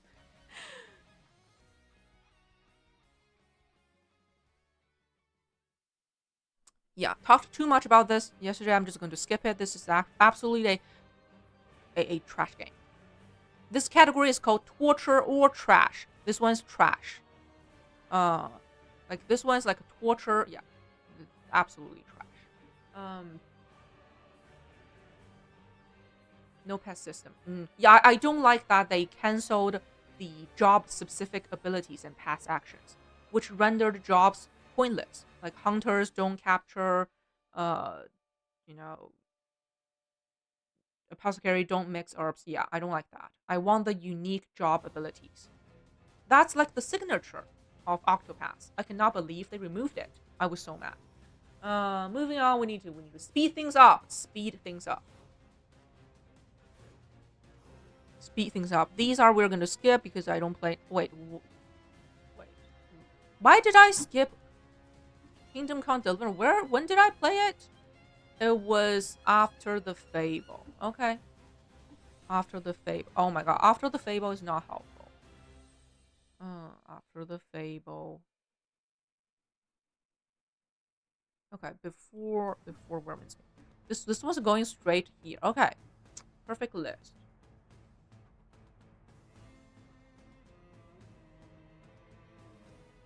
Is it goated or great? Like I only played 30 hours.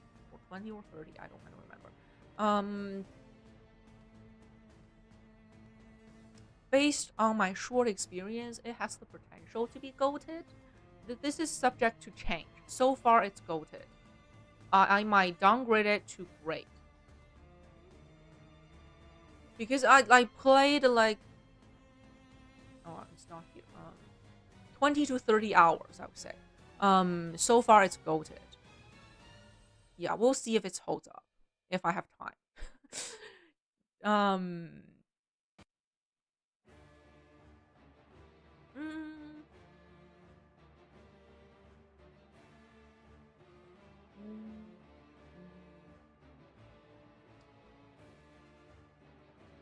put it there or...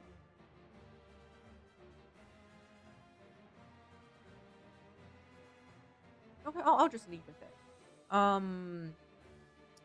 And those I will skip, and Dispatch we'll play it later today. Detroit. It's the game we played yesterday.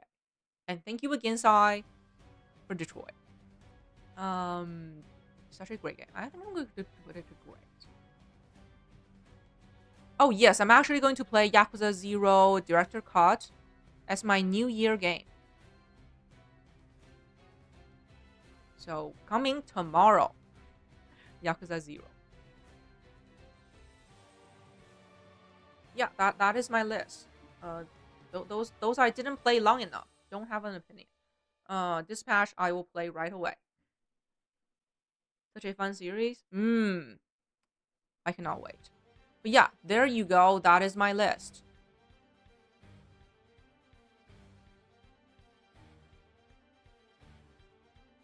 We have 6 on this. Oh my god, I went through so much this year. I went through so much.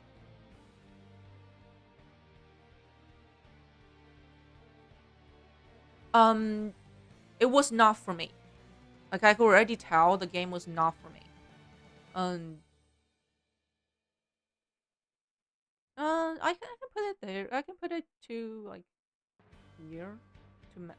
When did I play it? My OCD is asking me to find the exact moment. Frostpunk is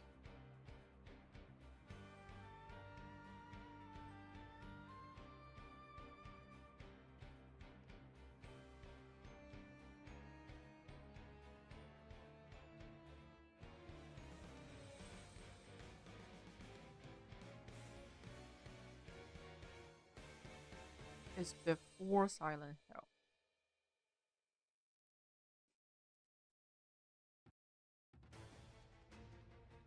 Um, I crashed out on this game yesterday because I played again yesterday.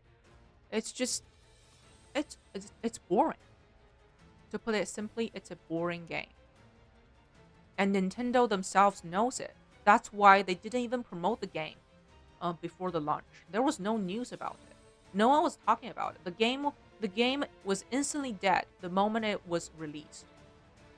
No publication, nobody cares about it. It instantly died because it's boring.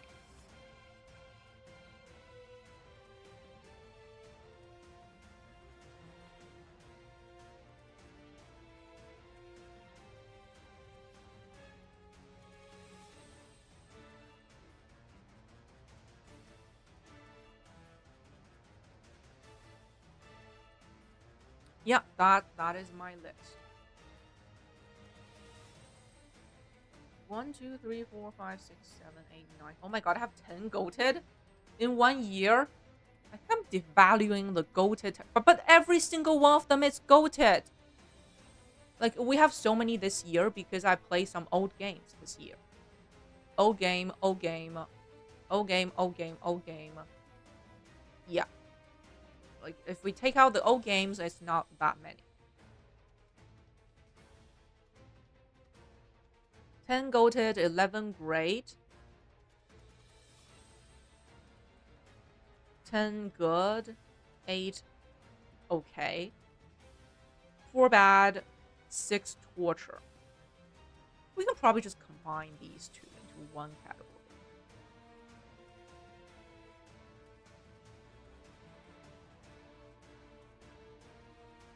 Yeah, I'm pretty happy with this list. I cannot believe it takes 3.5 hours to do it. Um, I don't play MMOs in general. I might play other FF games. Just FF14 is not on the list.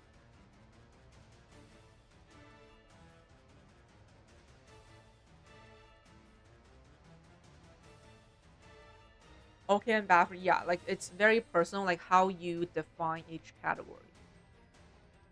But it doesn't really matter. These two are doesn't only matters here and here. Yeah, the top 2 tiers and the bottom tier. That's all it matters. The rest, the middle part is just mid. As long as we get those right, it's alright. Oh, I definitely want to play FF16. I just don't have the time. I don't have the time. But if I have time, I'll definitely play it. It's on my list. But the plan for today is to play Dispatch. That is my countdown game. I'm going to be here until I finish Dispatch, until I reach 0 o'clock Pacific time. Yeah, we still have a long time to go. And tomorrow, New Year, I'm going to start Yakuza 0. Fun game, excited. Yeah, I'm happy about this list. So now let's just let me take a break. How do I save this one? How do I save it? Save.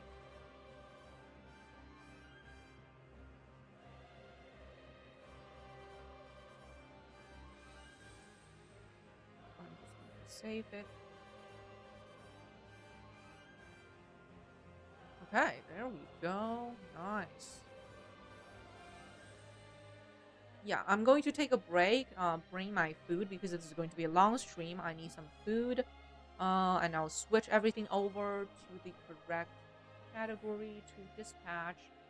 And we'll play the game, celebrate the new year together. Also, I will send this screenshot.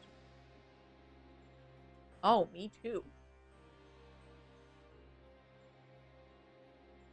Send the screenshot to Discord. Yeah. Give me a few minutes and I'll be right back with dispatch.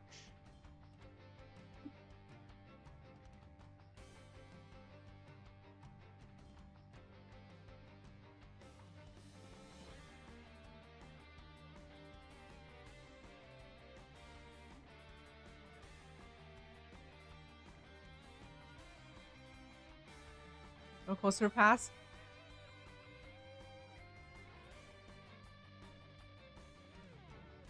Oh, definitely make one for yourself. It's easy. Just yeah, getting the image is a bit annoying. Uh, but other than that, you don't have to do it in chronicle order. You don't even need to do every game you play this year. Just the ones that left a strong enough impression. But yeah, give me a few minutes. Be right back with dispatch.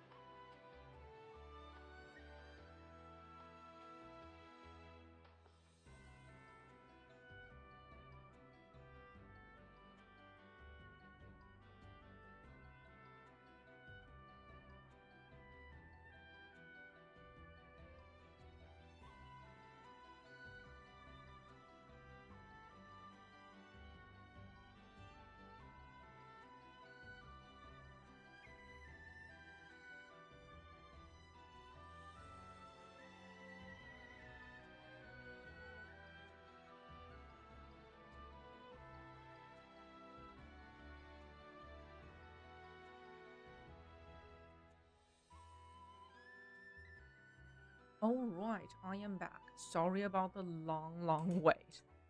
So sorry about that.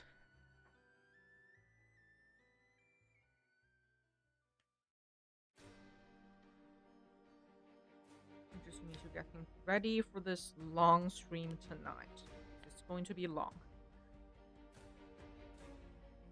Yakuza series is your favorite? Kiwami. Yeah, Kiwami 3 is coming out.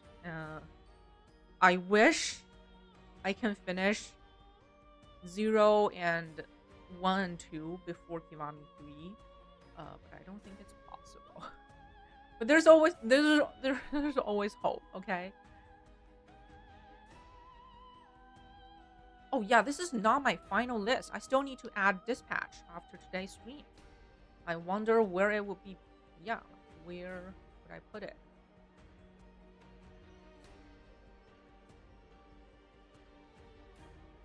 I think it's February, somewhere in February, late February.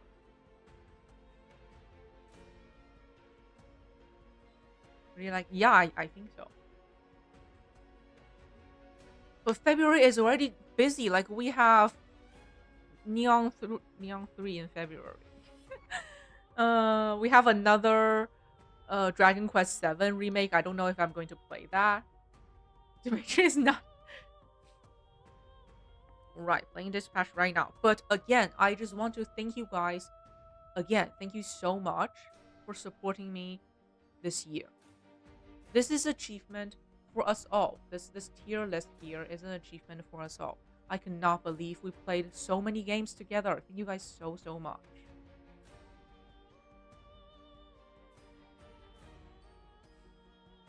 I could not have done this by myself. If I were playing game offline, there's no way I can play this many games alone in a year and enjoyed every one of them, have an opinion of every one of them. Wow, I cannot imagine that. So yeah, this list is for all of us. Thank you so much. And 2026 is going to be amazing. It's going to be even better. Okay, we have so many great games lined up, and I'm going to be so busy. Yeah, the list for 2026 will probably be longer than this one because the first half of 2025 was me playing old Nintendo games on Switch. Then after, this is Chronicle Order. Then after I got my PC, the number exploded. The majority of them I played during the second half of the year. So yeah, next year is going to be exciting. All right, let me switch everything over. Oh yeah, I did not miss a single day. I'm here every day because I love streaming. I love you guys.